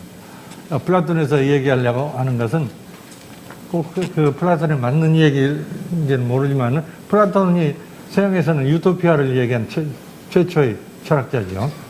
근데 플라톤의 유토피아에서 핵심이 되고 있는 것은 윤리의 문제가 진리의 문제다. 이게 제가 얘기하고 있는 것 중에 하나입니다. 그러니까 소크라테스는 플라톤의 스승이고 또 휘랍 철학에 있어서 원조가 되는 사람인데 윤리의 교사가 아니라 진리의 교사다. 이게 제가 얘기하려고 하는 중요한 테시스입니다. 그런데 진리라는 것은 결국 두 가지 차원을 가지고 진리를 추구하다 보면 선이라는 것이 인간 생존에 있어서 핵심적인 것을 알게 된다. 진리로부터 선으로 가는 것. 그러니까 선이라는 걸 상정하고 진리의 세계, 현실의 세계를 통제하려는 게 아니라 진리를 확인함으로써 선에 이르려고 하는 거예요. 그리고 또 한 가지 사실은 중요한 것은 이것은 플라톤에 대한 해석으로 조금 과대한 것 같긴 하지만 플라톤 연구가인 웨르너 예거가 한 말로 빌어서 플라톤이 가장 중시하는 것은 인간의 주체적인 판단 능력이었다. 그러니까 공화국에서 플라톤이 얘기하려고 하는 것도 정치체제가 아니라 인간의 핵심적인 자기인식, 이것이 얼마나 중요한 것인가 하는 것을 말한 것이었다. 이것도 제가 좀 강조하고 싶었습니다. 그러니까 무슨 선이 밖으로부터 온 것이 아니라 자기 마음으로부터 온다는 것이 플라톤에 이미 들어있고, 그 선이라는 것은 진리를 추구하다 보면, 세상을 살다 보면 선이라는 것이 그게 사람 삶의 근본이고 모든 생존에 있어서 근본이 된다는 것을 저절로 알게 된다. 그래서 훨씬 유연하게 생각할 수 있는 윤리가 된다. 이런 얘기를 제가 좀 하고 싶어서 플라톤 꼭 맞는 해석은 아니지만 그런 해석을 했습니다. 그리고 거기서 한 가지 강조한 것은 이러한 진리에 대한 인식이라는 것은 근본적으로는 신비스러운 것에 연결된다. 그러니까 동양철학에서도 태극 도설이나 이런 데 나와 있는 얘기는 진리의 근본이라는 건 신비한 걸로 얘기되고 있지만은 그 금방 잊어버리고 진리라는 건 빤한 것처럼, 그러니까 부모의 효도하고 임금에 충성하고 뭐 이런 식으로 금방 상상어른으로 옮겨가게 됩니다. 여기에 대해서 플라톤은 진리에 이르기 위해서 제일 중요한 건 수학과 음악이라고 이야기를 했습니다. 그러니까 윤리 공부가 아니라 수학과 음악이 중요한데, 수학을 공부하면 그 물리적인 이해를 얘기하죠. 그러니까 외면적인 세계를 과학적으로 이해하는 것입니다. 그러면서도 그것이 과학으로서 완전히 해명되는 게 아니라 신비스러운 것이다 해서 우리가 다 아는 동구를 신화라는 걸 얘기를 했습니다. 거기 가면 동구를 신화를 통해서 얘기하려고 하는 것은, 진리라는 것은 보통 사람 깨달을 수 없고 특별한 수련을 가진 사람, 수학도 공부하고 음악도 공부한 사람, 또 체육도 공부한 사람, 이런 사람이 깨닫게 되지만 그것은 말로 표현할 수 없는 것, 정신이 얼얼해지는 거다. 이렇게 얘기했어요. 거기에서 진선미는 하나다. 그러니까 세계의 진리는 하나이면서 진리 속에서 선이 있다는 걸 알게 되고, 그것이 우리에게 육체적으로 감각적으로 감동을 주기 때문에 미로서 나타나게 된다. 진선미라는 게 다 하나로서 나타난다. 이런 식으로 플라톤은 얘기했다. 그러면서 제가 이제 거기서 또 하나 붙여서 얘기하는 것은, 플라톤은 이러한 진리나 미의 영역, 선의 영역이라는 게 개별적으로 존재한다는 것에 강조했습니다. 우리가 하는 일은 다 개별적인 영역 속에 독자적인 것을 존재하고 거기에 독자적인 완성이 있다. 그러니까 크라프트맨, 공장이 가지고 있는 거기 완성감이 있고, 군인이 가지고 있는 완성감이 있고, 철학하는 사람이 가지고 있는 완성감이 있고, 그것을 추구하는 것이 인간의 진리 추구고, 결국 그것이 이 윤리에 이르게 하는 방법이다. 이런 식으로 얘기를 하고 있습니다. 그래서 통치하는 것은 철학한 사람이 해야 되는데, 이런 수련을 한 철학한 사람이 해야 되는데, 그 진리의 위전이라는 게 너무너무 황홀한 것이기 때문에 그것을 한번 그 위전을 가진 사람은 정치 안 하려고 한다. 그러니까 행복을 못 찾은 사람이 정치에서 행복을 찾으려고 노력하면 그런 사람은 결국 파탄에 이르게 되고, 그런 사람이 정치를 하는 사람은 내분에 이르게 되는 나라를 만들고 그런 나라는 망하게 된다.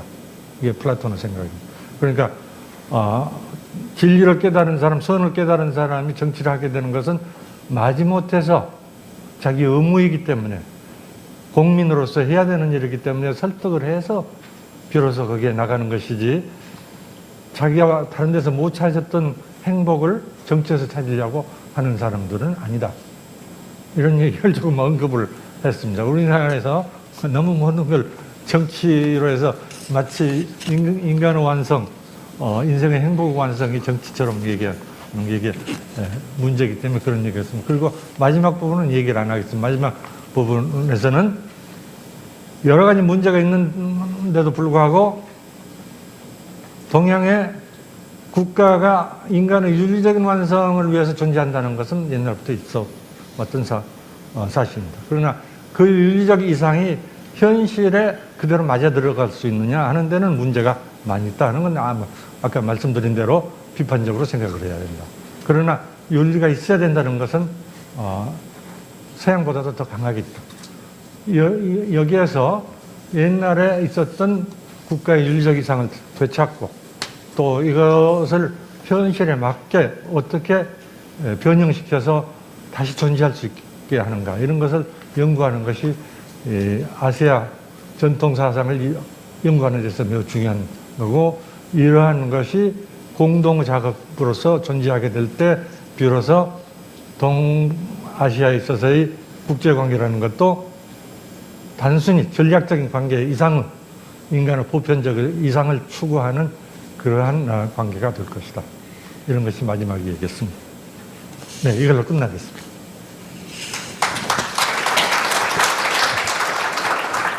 감사합니다.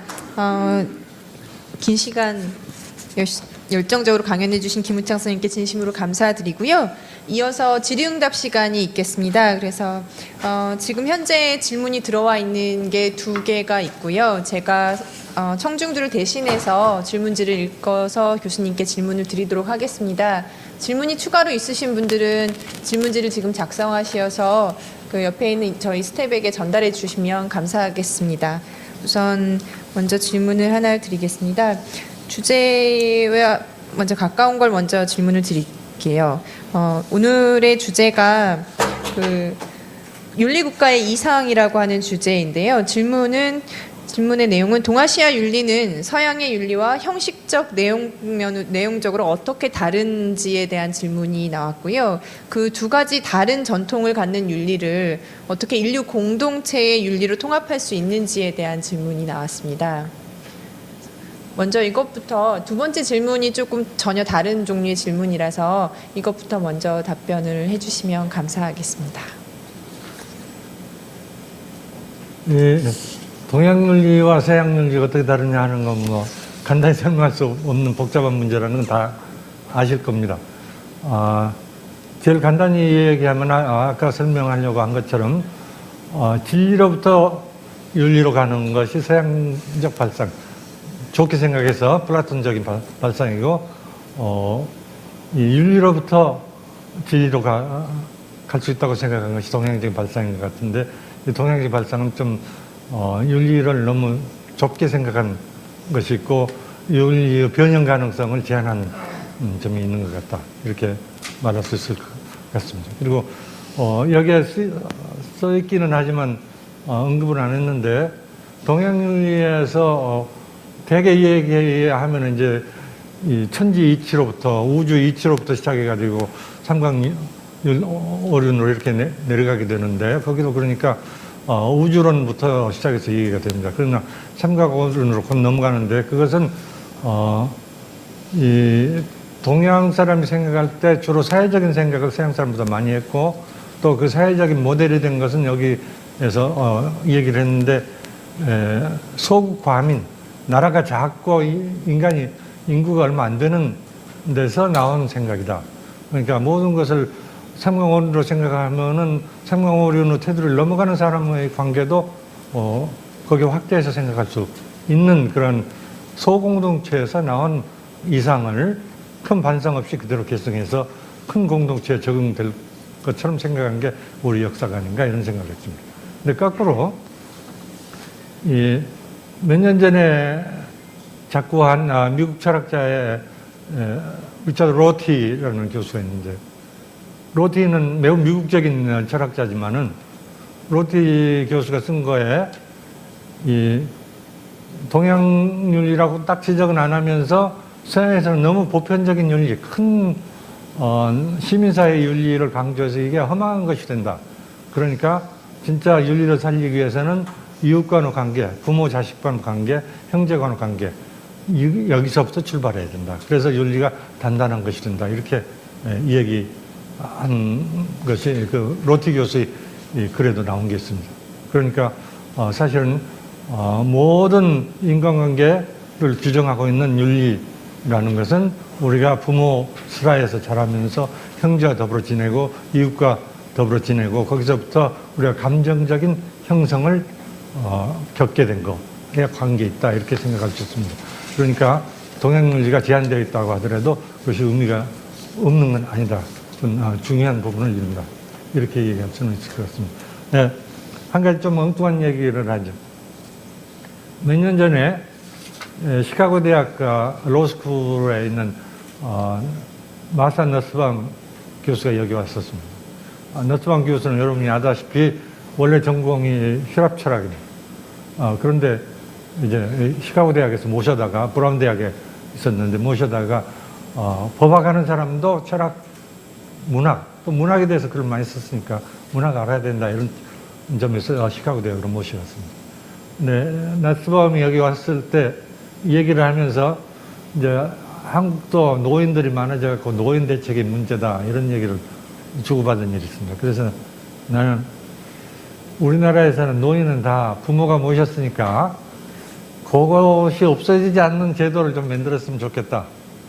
그러니까 말하자면은 부모를 모시는 사람한테는 특별한 아파트 분양의 혜택도 주고 아파트 건설도 건축도 그런 식으로 하고 또 국가에서 보조도 좀 하고 사회복지도 좀 마련하고 이런 식으로 했으면 좋겠다. 그러니까 너스밤 교수도 사실 인간의 정서적인 문제에 대해서 굉장히 중요성을 부여하는 사람인데도 불구하고 그런 말은 말도 안 되는 얘기고 노인홈을 만들고 양호원을 만들고 이렇게 사회적으로 해결해야 된다 이렇게 강하게 얘기하는 그런 말을 주고받은 일이 있습니다. 봐도 서양식 사고에서는 보다 더 보편적인 추상적인 사고가 더 중요한 걸로 생각이 되고 우리 사고에서는 그래도 사람이 정서적인 형성 속에 윤리가 들어있는데 그것을 사회적으로 확대 유지하는 방법이 있는 것이 좋지 않을까 이런 나 같은 생각을 하는 사람도 있다 이런 느낌입니다. 네, 감사합니다. 말씀하시는 동안 질문지가 추가로 좀 왔는데요. 두 가지 질문을 묶어서 질문을 다시 드리겠습니다. 지금 드렸던 질문의 팔로우 퀘스천이라고 될 수도 있을 것 같은데요.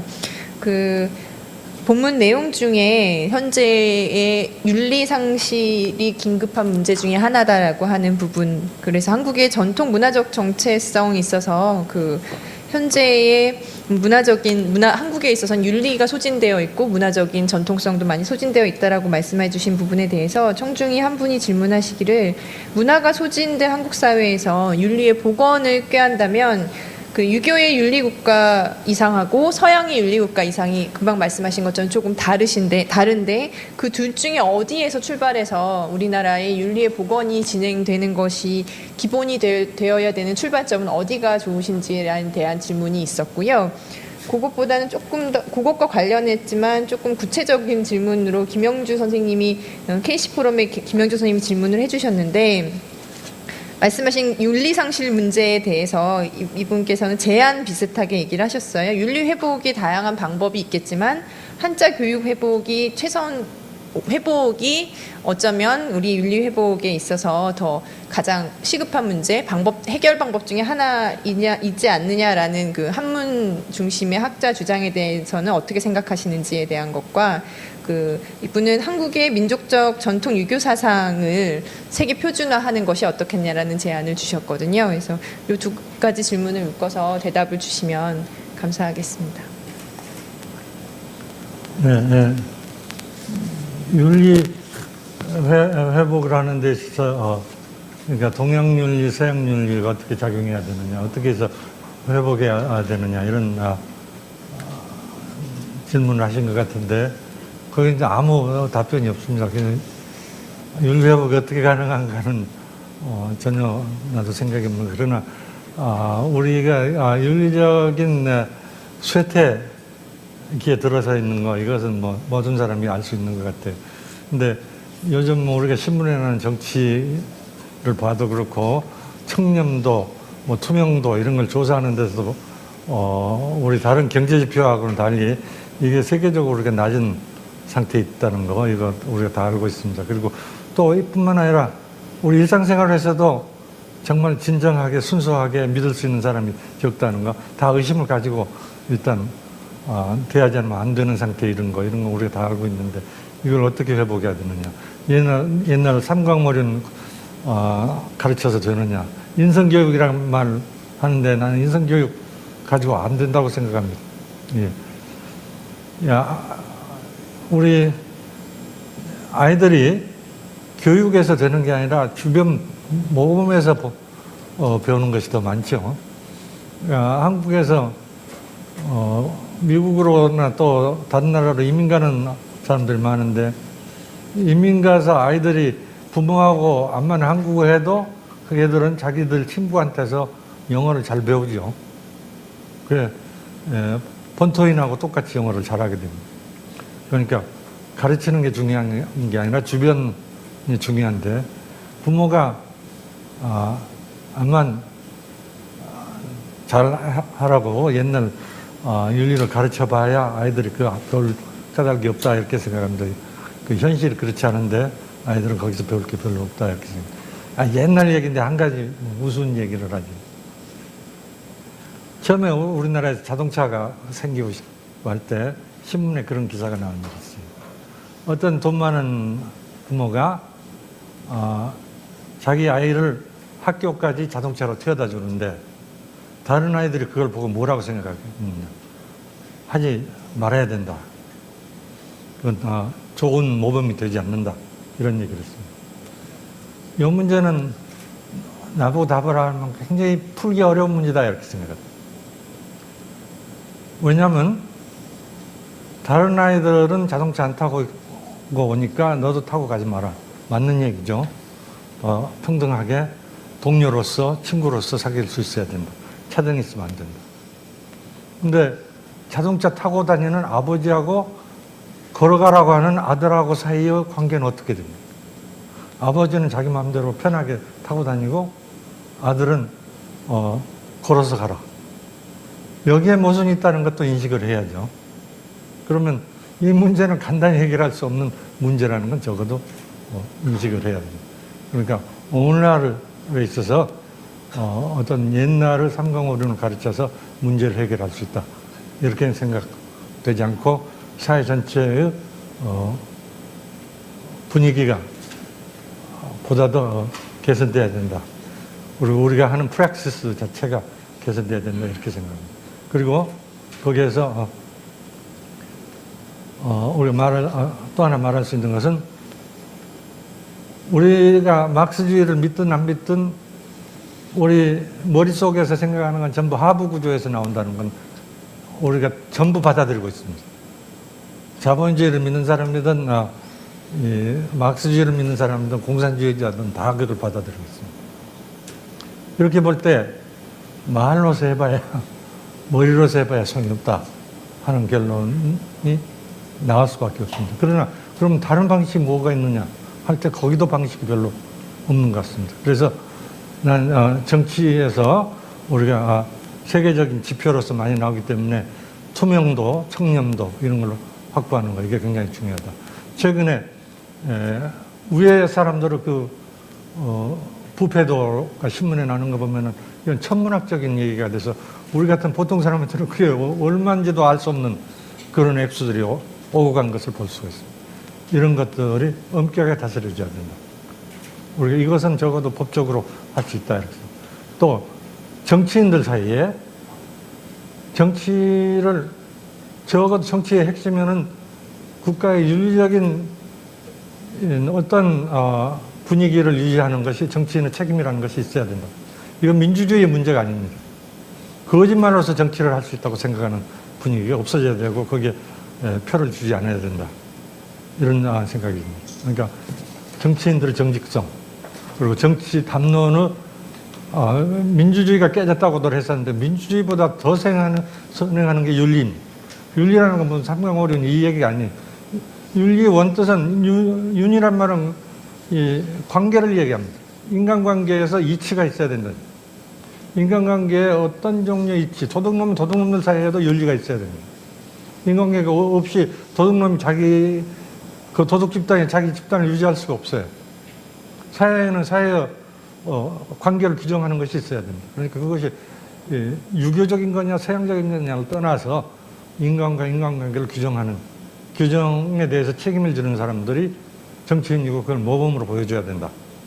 이런 생각을 합니다. 그러니까 민주주의 이전에 중요한 것은 정치인들의 정직성, 거짓말을 통해서 정치적인 어떤 특정한 위치에 올라갈 수 있다고 생각하는 거 이런 것들이 없어져야 되는데 그게 한다름에 그러니까 강제력을 사용하지 않고 한다름에 될 수 있느냐 다시 비관적인 얘기가 될 수밖에 없겠습니다.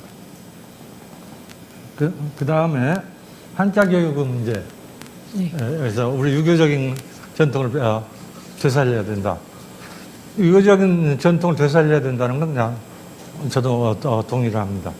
근데 이게 한자 교육을 해야 된다는 것도 거죽으로는 한자 교육하면 또 골치 아파지니까 시험도 복잡해지고 대학 입시도 까다로워지니까 주장은 안 하겠습니다. 그러나 은근히 사람이 그래도 교육 있는 교양 있는 인간이 되어야 된다 하려면은 한자 공부해야 된다. 이렇게 생각을 하고 있습니다. 예. 우리 과거에 우리나라 사람이 어떻게 생각하고 어떻게 느끼고 했는가의 표현은 대부분이라는 게 한문으로 되어 있는데 그걸 싹 끊어버리면은 문화자본이 다 없어져 버리는 거나 마찬가지입니다. 그러니까 난 그전부터 국문학에서 지금은 달라졌지만 그전에 이 한자 공부는 안 하고 한글로 되어 있는 문학 자료만 가지고 공부하는 거 늘 의심스럽게 보고 있었습니다. 한자를 공부해야 되는 건 맞는 얘기죠. 그러나 한자가 외국어라는 것도 분명히 인식을 해야 됩니다. 우리 문화의 일부이면서 또 외국어라는 거 생각을 해야 됩니다. 서양에 있어서 라틴어는 유럽하고 중세까지 공통 언어였습니다.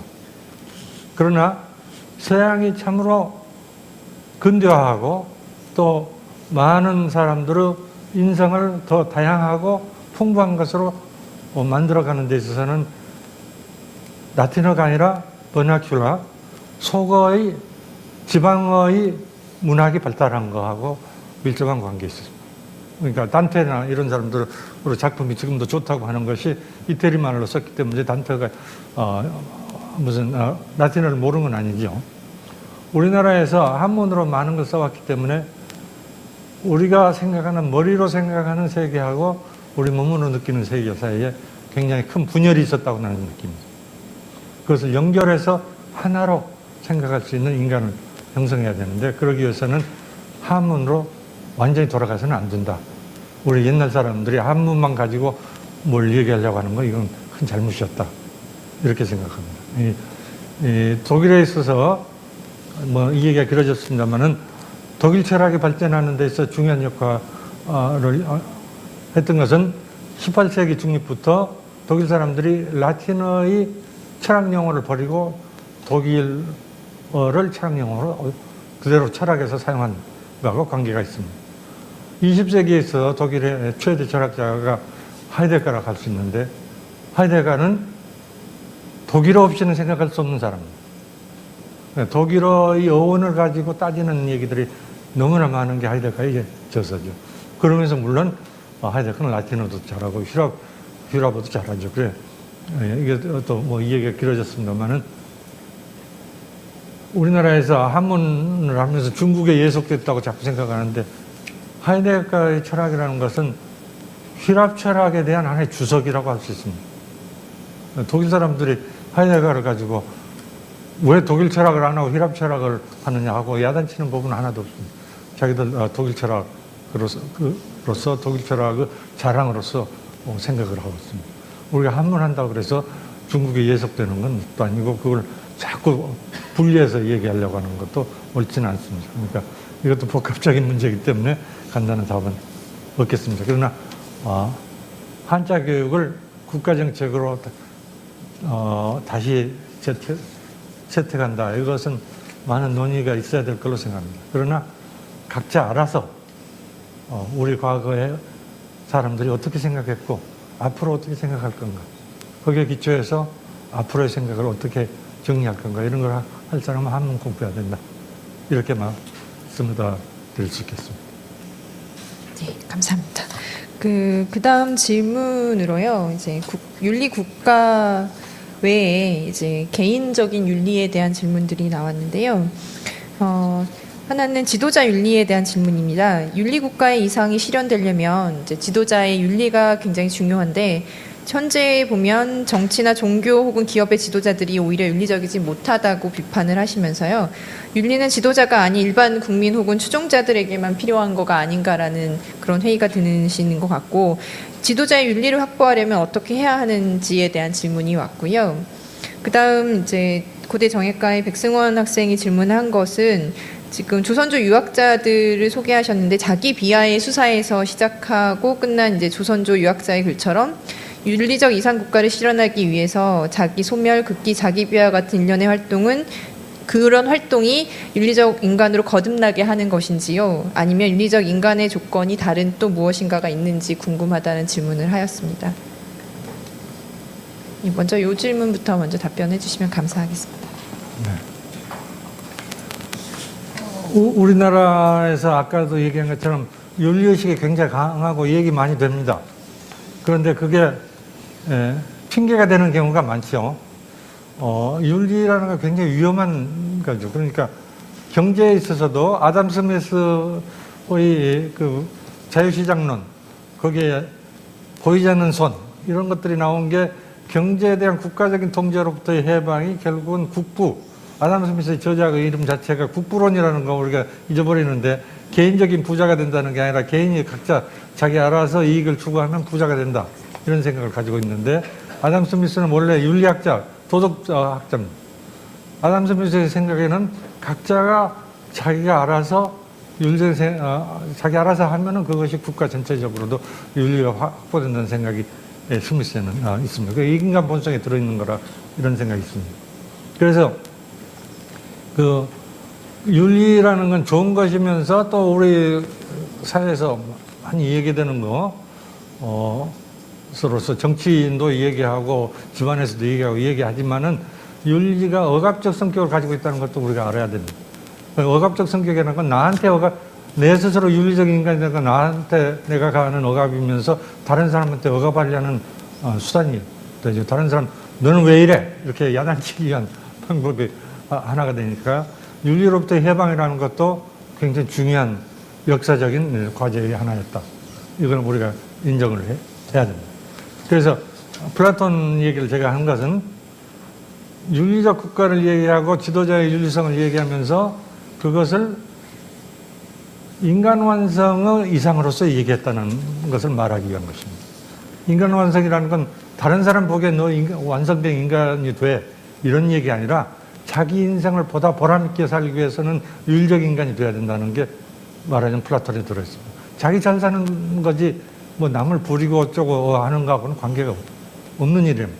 그래서 그러한 윤리적 깨달음을 가진 사람이 정치로 나오기 위해서는 권고를 많이 해야 된다. 그래서 좀 모심을 해야 된다. 이런 얘기가 있습니다.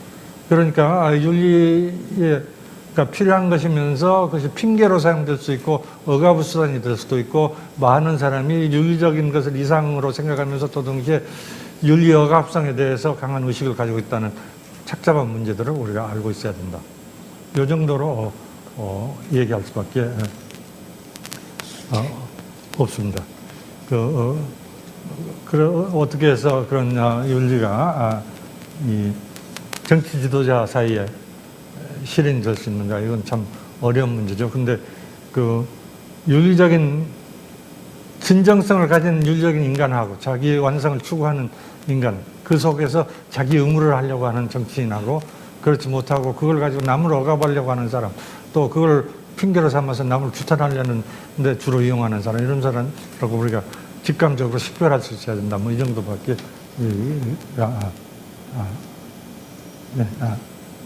안 되겠습니다. 그 다음은 두 번째는 다시 한번 반복해 주세요. 내가 여기 적었는데. 두 번째 질문은요. 그러니까 개인이 윤리적 인간이 되려면 어떠한 지금 소개되어 있는 조선조 유학자들 같은 경우면 이제 뭐 자기 소멸, 극기 자기 비하 같은 그런 활동들을 통해서 윤리적 인간으로 거듭나게 하게 되는 것인지, 아니면 윤리적 인간의 조건을 어떻게 해야 되는지, 학생이 질문을 한 것이니까 본인이 윤리적 인간이 되려면 어떤 노력을 거쳐야 되는지 혹은 성찰을 거쳐야 되는지에 대한 의견을 물어본 것 같습니다. 네, 네. 두 가지로 이것도 답변을 가지고 있는 것이 아니기 때문에 길어질 수밖에 없게 됐는데 두 가지로 답변하겠습니다. 조선조 시대에 유학자들이 쓴 글을 보면 자기 비하, 자기를 낮추는 것이 굉장히 많습니다. 이것이 임금님이 하셔야 될 일이요, 이렇게 얘기하는 사람 하나도 없어요. 나는 그런 얘기를 할 수 있는 준비가 전혀 안 돼 있는 사람이라는 것을 계속적으로 강조를 하고, 자기 이름을 쓴 때 이름도 작게 쓰고 다른 사람보다. 그래서 자기를 낮추는 거, 겸손이라는 것이 공적인 덕성이 돼 있었습니다. 이것도 다 사라져 버렸어요. 이것도 우리가 좀 우리한테 남아 있어가지고 옛날, 요즘은 뭐 내가 국회의원이 돼야지, 내가 대통령이 돼야지, 뭐 이런 사람들 많지만, 우리 어릴 때 처음에 국회의원 선거하고 그럴 때, 그냥 조병옥 박사 나야 국회의원이 된다 이렇게 하질 않고, 그 포스터에 뭐라고 썼냐면 조병옥 박사를 국회로 보냅시다. 그렇게 포스터, 대부분은 그 국회의원 선거 포스터 그랬습니다. 그러니까 내가 가겠다 그런 게 아니고 다른 사람들 들어서 이분이 가야 우리나라가 잘 되겠다, 이렇게 포스터들이 다 그렇게 쓰여 있어요. 그러니까 그거 자체가 자기를 낮춰야 된다는 우리 전통이 살아남아 있었던 때문이죠. 이게 50선거 재헌국회 때도 그렇고 그 다음에도 한두 번은 그랬던 것 같아요. 그게 점점 없어지고 이제 내가 국회의원이 돼야 되고 내가 대통령이 돼야 되고 이런 식으로 됐죠. 근데 어떻게 해서 윤리적인 인간이 되는가, 보통 차원에서 보통 사람이 그렇게 되는가, 그건 정말 답하기 어려운 것입니다. 내가 흔히 학생들하고 얘기하면서 이런 식으로 얘기합니다. 고민하는 돌밖에 없다. 이렇게 합니다. 그 고민은 뭐냐, 이런 식으로 표현을 해봅니다. 그러니까 벤자민 프랑클린의 유명한 말에 정직은 최선의 정책이다, 이런 말이죠. 그것은 정직하면 다 잘 된다는 거죠. 정직할 필요도 없죠. 잘 되는 거 하려면 자기한테 이익이 돌아오게 행동하려면 정직하게 행동해야지. 물론 그것도 맞죠. 세상사가 그렇게 돌아가는 건 사실이죠. 그러나 많은 윤리적인 과제라는 건 정직이 최선의 정책이다, 이런 형태로 제시되는 것이 아니라 최선의 정책이 아닐 때 정직을 어떻게 해야 되느냐, 이런 형태로 제시된다. 그러니까 내가 정직하면 큰 손해가 날 수도 있고 내가 죽을 수도 있고, 그런데 그럴 경우에 정직을 어떻게 해야 되느냐, 이것이 사실은 우리가 인생에서 부딪히는 윤리적인 과제의 형식이다, 이렇게 학생들한테 설명을 합니다. 고민해보는 돌밖에 없어. 그러면 나는 죽어도 좋으니까 정직해야겠다, 이것도 말이 안 되죠. 그건 막스 웨버가 그런 것을 확신의 윤리라 그래가지고 칭찬을 하면서도 나쁜 걸로 얘기를 했습니다. 특히 정치인이 내 확신이 이러니까 이렇게 해야겠다 하면 안 된다는 걸로 때 얘기하고 책임윤리라는 거 뭐 이런 것들 얘기해요. 책임윤리는 그러니까 자기가 하는 행동에 대해서 여러 가지 사실적인 결과를 잘 살피고 거기에 대해서 책임을 질 수 있어야 된다. 그러니까 나는 뭐 내 소신이 이러니까 이렇다 이거 안 된다고 그랬습니다. 그러니까 정직이 최선의 정책이 아닌데도 불구하고 내가 이러한 상황에 부딪혔는데 어떻게 해야 되느냐. 이건 고민으로 해결할 도리가 없다. 그러나 아까 그 플라톤이 그렇게까지 강하게 얘기한 건 아니지만 인간의 실존적인 차원에서의 자기의 본질이 정직성에 있다는 거, 그것이 윤리성에 있다는 것을 깨닫는 거, 이러한 철학적 수련, 자기 수련은 필요하다. 이렇게 생각합니다. 그러니까 학문을 한다는 것은 결국 자기의 수련을 통해서 뭐 남을 위해서 정직하고 남을 위해서 윤리를 지키고 이런 게 아니라 자기의 실존적 완성의 본질이 거기에 있다는 것을 깨닫는 차원에까지 공부를 해야 된다. 이렇게 답할 수 있고, 그런 다음에는 고민스럽게 답을 해야 돼. 어떤 때는 최선의 정책이 아니도 죽어도 좋다는 식으로 죽기도 하고, 어떤 때는 죽는다는 건 무책임한 일이기 때문에 또 다른 것을 취해야 된다. 다른 방책을 취해야 된다. 이렇게 얘기합니다.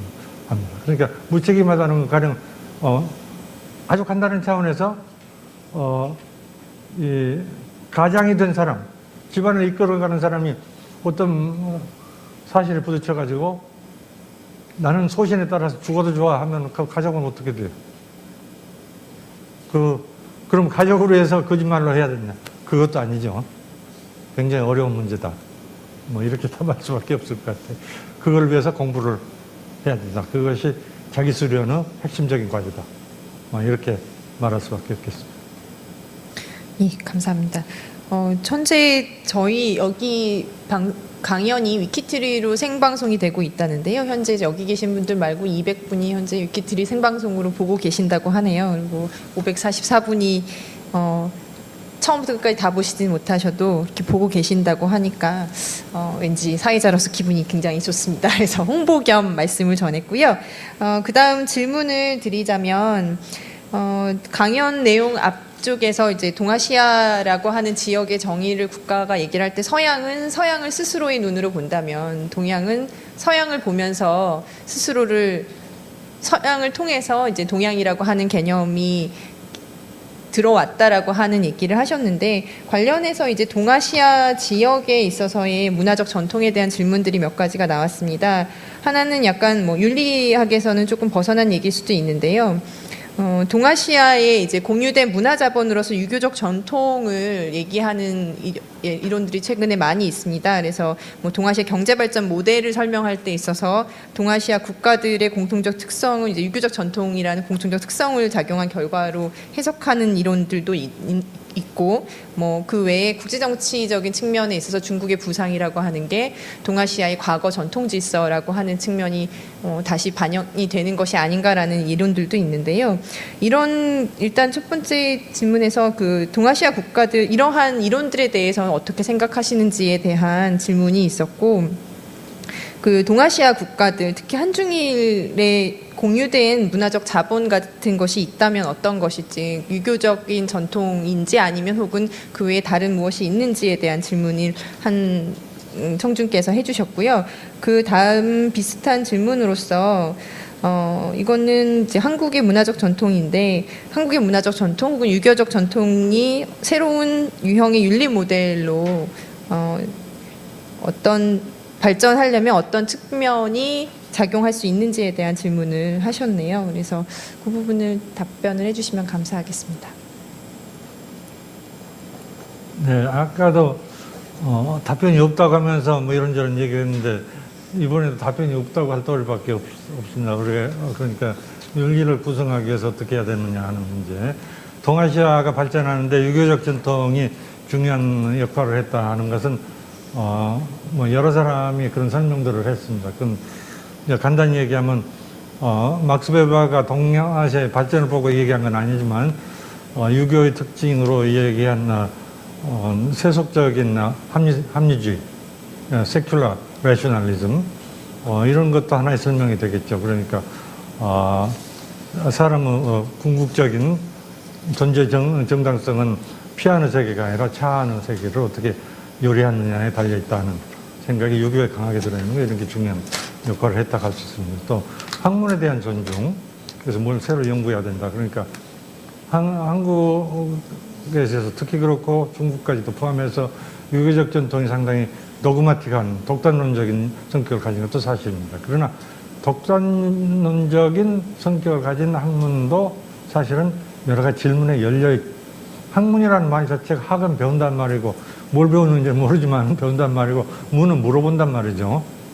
그러니까 물어봄에 열려있는 것이 학문이기 때문에 새로운 탐구에 대한 가능성을 가지고 있다. 그러니까 학문을 존중하는 전통, 이게 좋은 역할을 했다. 이렇게 말할 수도 있고, 또 지식인이 아까 이 원장님하고 하영 선생님하고 얘기하면서 한국의 지식인이 너무 강해서 곤란하다 이런 얘기도 했는데, 역시 지식인이 중요한 정치적 역할을 할 수 있다는 게 상당히 도움이 된 것이었다고 생각합니다. 그러니까 폐쇄적인 국가가 아니고 새로운 걸 배워서 국가 발전해야 된다. 이런 것들이 유교적인 전통과 연결해서 생각할 수 있습니다. 그러나 이제 거기에 보태서 얘기하면은 이러한 유교적인 전통만 가지고 아까도 얘기했지만 우리가 인성교육을 하고 유교교육을 해서 새로운 사회가 될 수 있느냐, 이건 안 된다. 이건 새로 생각해야 된다. 더 개방적인 윤리적인 검토가 있어야 되고 그것이 우리 현실 속에 실천적으로 보여야 된다. 이런 얘기를 했습니다. 근데 한 가지만 이상한 얘기를 좀 보태서 얘기하죠. 그러니까 유교적인 전통의 특징은 하나는 추상성에 있는 것 같아요. 많은 걸 추상적으로 생각해요. 그래서 인간의 구체적인 경험, 개인적인 체험, 각성 이런 걸 덜 중시하는 게 있어요. 불교에서는 뭐 개인적인 체험이나 각성을 중시하죠. 그런데 이런 그 개인적인 체험을 중시 안 하는 면에서 개인을 무시하는 건 아니면서 개인의 실존적인 깊이에 대해서는 별 생각을 안 하거든요. 여기에 대해서 무슨 얘기를 하면 일본 사람들도 유교가 있고 불교가 있고 신도가 있고 하지만은 일본 사람에서 중요한 건 사무라이 전통인데, 사무라이 전통 나쁜 면이 많죠. 그러니까 실제 이 전근대에 있어서 일본과 한국을 비교하면 우리는 한국은 완전히 이건 법치 사회에 가까운 좋은 사회고 일본은 이건 폭력 사회라는 인상을 주게 됩니다. 그러나 사무라이에서 하나의 좋은 것은 사람의 결단을 실존적인 깊이 속에서 해야 된다는 것을 강조하는 것이죠. 그럼 뭐냐면 죽음을 각오하는 거예요. 언제든지 죽음을, 내 생각을 말고 오늘 죽음을 각오하고 살아야 된다는 게 사무라이의 윤리에는 강하게 들어있습니다. 사무라이의 도라는 데는 그게 들어있죠. 유교에는 그 개인적인 실존적인 결단, 여기에 윤리가 기초했다는 거, 이런 게 상당히 약한 것 같아요. 그래서 개인적인 걸 강조해야 된다는 걸 다시 말씀드리고 싶은데, 그것이 이해관계에서 반드시 분리된 것은 아니면서도 이해관계로서 개인이 완전해지는 건 아니다. 아까도 얘기한 것처럼 윤리적 완성이라는 것도 인간이 가지고 있는 아주 기본적인 욕구 중에 하나이기 때문에 그것을 탐색하는 그러한 노력들이 지적인 사회에 있어서나 우리 공공사회에서 계속돼야 된다. 이것이 우리가 미래의 윤리사회를 만드는 데서 중요한 역할을 하는 일이 될 거다. 이렇게 말할 수 있을 것입니다. 예, 감사합니다. 마지막으로 한 가지 질문만 추가로 드리고 그다음에 그것에 대한 답변 주시고요. 그리고 전반적인 강연의 마무리를 해주시면 될 것 같습니다.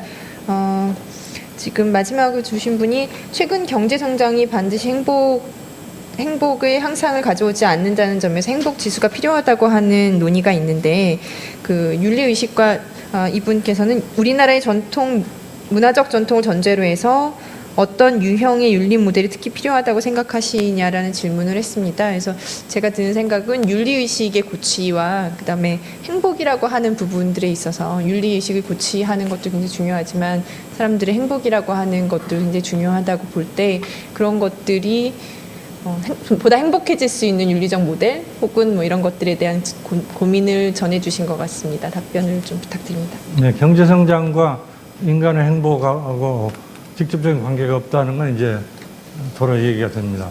행복뿐만 아니라 인간의 자기 완성, 자기 성취감. 행복이라는 게 많이 얘기되는 건 좋지만은 불행 속에서도 자기 성취가 이루어질 수 있고, 고통 속에서도 자기 성취가 이루어질 수 있습니다. 이건 보다 더 정신적인 차원 속에서 인간이 존재한다는 것도 인정하는 데서 오는 것입니다. 그러니까 행복만 가지고 얘기할 수는 없죠. 그러나 그러니까 다시 얘기하면 물질적 번영이 있고 행복이 있고 또 정신적 자기 성취가 있다. 이렇게 3차원적으로 생각할 수 있다. 나는 이렇게 생각합니다. 그러나 행복지수를 얘기하는 건 옳은 얘기죠. 이 행복지수를 따질 때 경제 성장하고 똑같은 건 아니다 하는 문제에 대해서 내가 옛날에 신문 칼럼에 한번 썼습니다. 근데 그건 티머시 잭슨이라는 영국 경제학자 이야기를 인용해서 썼습니다. 거기서 티머시 잭슨은 그 행복 문제도 얘기를 하면서 그 사람 그러니까 성장 없는 번영이라는 보고서에 나와 있는 얘기입니다. 거기서 그 얘기도 하면서 이 국민 소득이 개인 소득이 2만 불 정도 되면은 돈 버는데 관심이 좀 느슨해지게 된다. 그래서 돈을 막 버는 것보다는 국가적으로나 개인적으로나 보다 더 만족할 만한 인생을 추구하게 된다. 이런 얘기가 나왔어요. 그 잭슨의 얘기에 그런 게 있습니다. 우리도 이제 그런 시점쯤에 왔으니까 그렇게 좀 생각을 해야 될 것 같아요. 일본이 경제 침체, 아까도 그런 얘기를 우리 사석에서 논의를 했는데, 일본에서 경제 침체가 됐다고 하는데, 일본 학자 가운데는 이제야말로 일본이 본격적인 인간사회를 일구할 수 있는 그런 계기가 전 시점이다. 이렇게 말한 사람이 있었어요. 그거 보니까 그런 것 같아요. 일본이 경제가 그렇게 크게 성장 안 하면서 이제 비로소 인간적인 문제들을 고려할 수 있게 된 시점이 됐다. 이렇게 볼 수도 있습니다.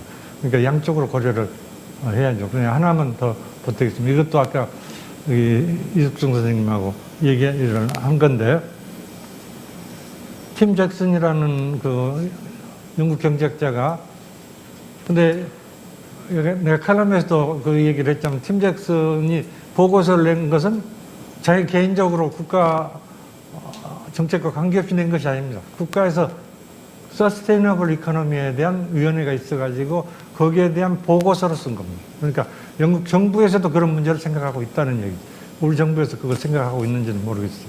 근데 팀 잭슨이 그런 그 행복의 문제, 성장과는 다른 번영의 문제 이런 것들을 얘기했는데, 며칠 전에 뉴욕타임스에 쓴 칼럼에 대해서 아까 내가 얘기를 했습니다.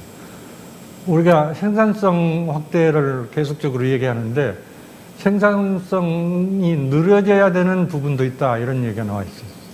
그 뉴욕타임스 칼럼에 나와 있었어요. 그러니까 경제라든지 교육이라든지 의료라든지 또 공업생산에 있어서도 세공이 들어가는 부분, 이런 것은 프로덕티비티를 늘리는 게 중요한 게 아니라 천천히 하는 게 중요하다. 가령 생산성을 늘리려면은 초등학교에서 교사 한 사람이 많은 학생을 가르칠수록 생산성이 늘어나죠. 그것을 반대로 가야 되는 것이 사실 교육에 있어서는 중요한 방법이 되거든요. 우리 요즘 그 대학에서도 자꾸 논문 쓰라 그러는데, 논문을 그렇게 빨리빨리 해가지고 어디다 쓰겠어요? 좋은 논문을 내야 되는데 그건 천천히 해야죠. 그러니까 그건 프로덕티비티 문제가 아니라 창조성의 문제고 깊은 생각의 문제입니다. 의사도 하루에 한 사람이 내가 이게 좀 안 됐으면 서울대학 가서 나도 더러 병원에 가야 되니까 보니까 하루에 뭐 70명, 80명 이렇게 돼 있어요. 근데 내가 개인적으로 어떤 의사하고 당신은 하루에 몇 명이나 보면 좋겠냐니까 7명 정도 보면 좋겠다고 그래요. 근데 한 의사가 많은 사람 볼수록 생산성은 높아지겠지만은 그게 좋은 의료가 되지는 않겠죠. 문화적인 작업에서도 그렇습니다. 그래요. 우리 정신적인 발전에서도 그렇습니다. 뿐만 아니라 요즘 조선일보를 보면은 결혼식 작게 하자는 운동을 많이 하고 있는데 결혼식이라는 게 뭡니까? 이거 내가 우스갯소리 남녀가 합쳐서 살겠다는 얘기. 합쳐서 둘이 방으로 들어가면 그만이죠. 근데 결혼식이라고 하는 것은 이건 사회적인 하나의 협약으로서 사회적인 공인하에서 자기들 스스로도 맹세를 하고 이런 여러 가지 복잡한 차원을 가진 것이 결혼식입니다. 거기에 공동체가 참여해서 그 사람들 축하해주고 거기에 증언을 해주고 이러는 게 결혼식입니다. 모든 의식이라는 것은 간단히 하면 되는 것을 길게 하는 것입니다. 일본 사람들이 좋아하는 다레라는 거, 차도라는 거, 이거 뭡니까? 차 빨리빨리 한 잔 마시면 되는 건데, 그리고 배분하고 꿇어 안고 뭐 별짓 다 하고. 뭐 때문에 그럽니까? 느리게 하는 것이죠. 느리게 함으로써 그러한 행위의 의미가 우리 마음속에 새겨지게 됩니다. 일본 다도의 얘기를 하면 일본 다도에서 차를 이제 손님을 모시고 끓이기 시작하는데 차가 끓는 소리에 귀를 기울여야 된다 이런 부분도 있습니다. 차가 끓는 소리를 감식하는 그런 게 있어야 된다. 결혼식을 우리에서 암만 작게 해도 30분, 1시간이면 다 끝나게 돼 있습니다. 옛날에 결혼식은 막 하루 걸리죠. 하루 이상 걸립니다. 다른 나라에서도 결혼식 하면 거의 하루 걸리고 길게 느려서 하는 것이 좋은 것입니다. 그러니까 많은 부분에서 길게 느려서 하는 게 좋습니다. 팀 잭슨은 그 뉴욕타임스 칼럼에서 느리게 하는 부분을 우리가 강조를 하게 되면은 고용이 늘어나게 된다. 실업자 수가 줄어지게 된다. 이런 얘기도 했어요. 경제학자니까. 그러니까 우리가 이 경제지수만이 아니라 인간적인 사회를 이루기 위해서는 해야 될 일들이 많이 있습니다. 지금 얘기한 그런 복잡한 얘기도 있고 간단히 얘기해서는 우리나라에서 제일 좋아하는 게 스칸디나비아인데 스칸디나비아가 청렴하고 투명하고 그런 사회라는 건 늘 1등, 2등 그런 데서는 1등, 2등이 되죠. 우리도 그런 것들을 추구해야 된다. 그러니까 그것은 경제적으로 사회적으로 필요한 일뿐만 아니라 우리 행복에 다 관계가 되죠. 우리는 사람 하나하나 만날 때마다 저 사람 좋은 사람이다 나쁜 사람이다 판단도 하지만 이 사람 보니까 요즘 세상 형편없어 이렇게 이 사람 보니까 그래도 세상 아직 좋은 세상이야 이렇게 늘 큰 판단을 하고 있습니다. 그게 무슨 철학자만 하는 게 아니고 우리는 일상적으로 다 그래요. 이 사람 보니까 참 형편없어 이 사람 보니까 참 그래도 살만한 세상이야. 우리는 큰 판단을 늘 하고 있습니다. 그러니까 사회 전체가 투명하고 윤리적인 사회가 된다는 것은 사회 전체를 위해서뿐만 아니라 내 일상적인 오늘의 행복을 위해서 필수적인 사항이다. 이렇게 말할 수 있습니다. 네, 감사합니다. 이로 질문은 모두 끝났고요. 되게 마무리 강연 간단하게 해주실 말씀이 남으셨나요? 아니면 지금 마무리까지 하신? 네. 부탁드리겠습니다. 아까 처음에 얘기한 대로 내가 현인이 아닌데 현자라고 해서 참 앉아있기가 괴로운데 또 뭐 아는 것처럼 자꾸 얘기를 해서 미안합니다. 우리 문학의 초기에 있어서 매우 중요한 충동 중 하나라고 내가 생각하는 게 윤리로부터의 해방입니다. 자유연애라는 것도 바로 그거죠. 자유연애가 20세기 초부터 이광수나 이런 사람들로부터 매우 중요한 테마 중에 하나였습니다. 윤리로부터의 해방들, 가족으로부터의 해방을 얘기한 것입니다. 윤리로부터의 해방이라는 게 나도 아주 중요한 일이라고 생각하는데 윤리적인 얘기만 해서 대단히 미안하게 생각합니다. 네, 이걸로 끝이겠습니다. 감사합니다. 강연과 정말 훌륭한 질의응답, 긴 시간 동안 충실한 질의응답 해주셔서 정말 감사드리고요. 다시 한번 큰 박수로 감사 인사를 드리면 감사합니다.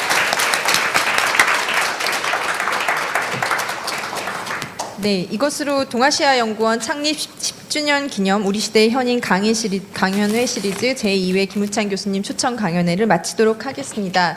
다음 3차 강연회는 서울대 박지한 교수님을 모시고 6월 21일 국도호텔에서 진행될 예정입니다. 참석을 희망하시는 분은 참가 신청서를 작성하셔서 저희 스텝에게 전달해 주시기 바랍니다. 함께해 주신 여러분께 감사드립니다. 감사합니다.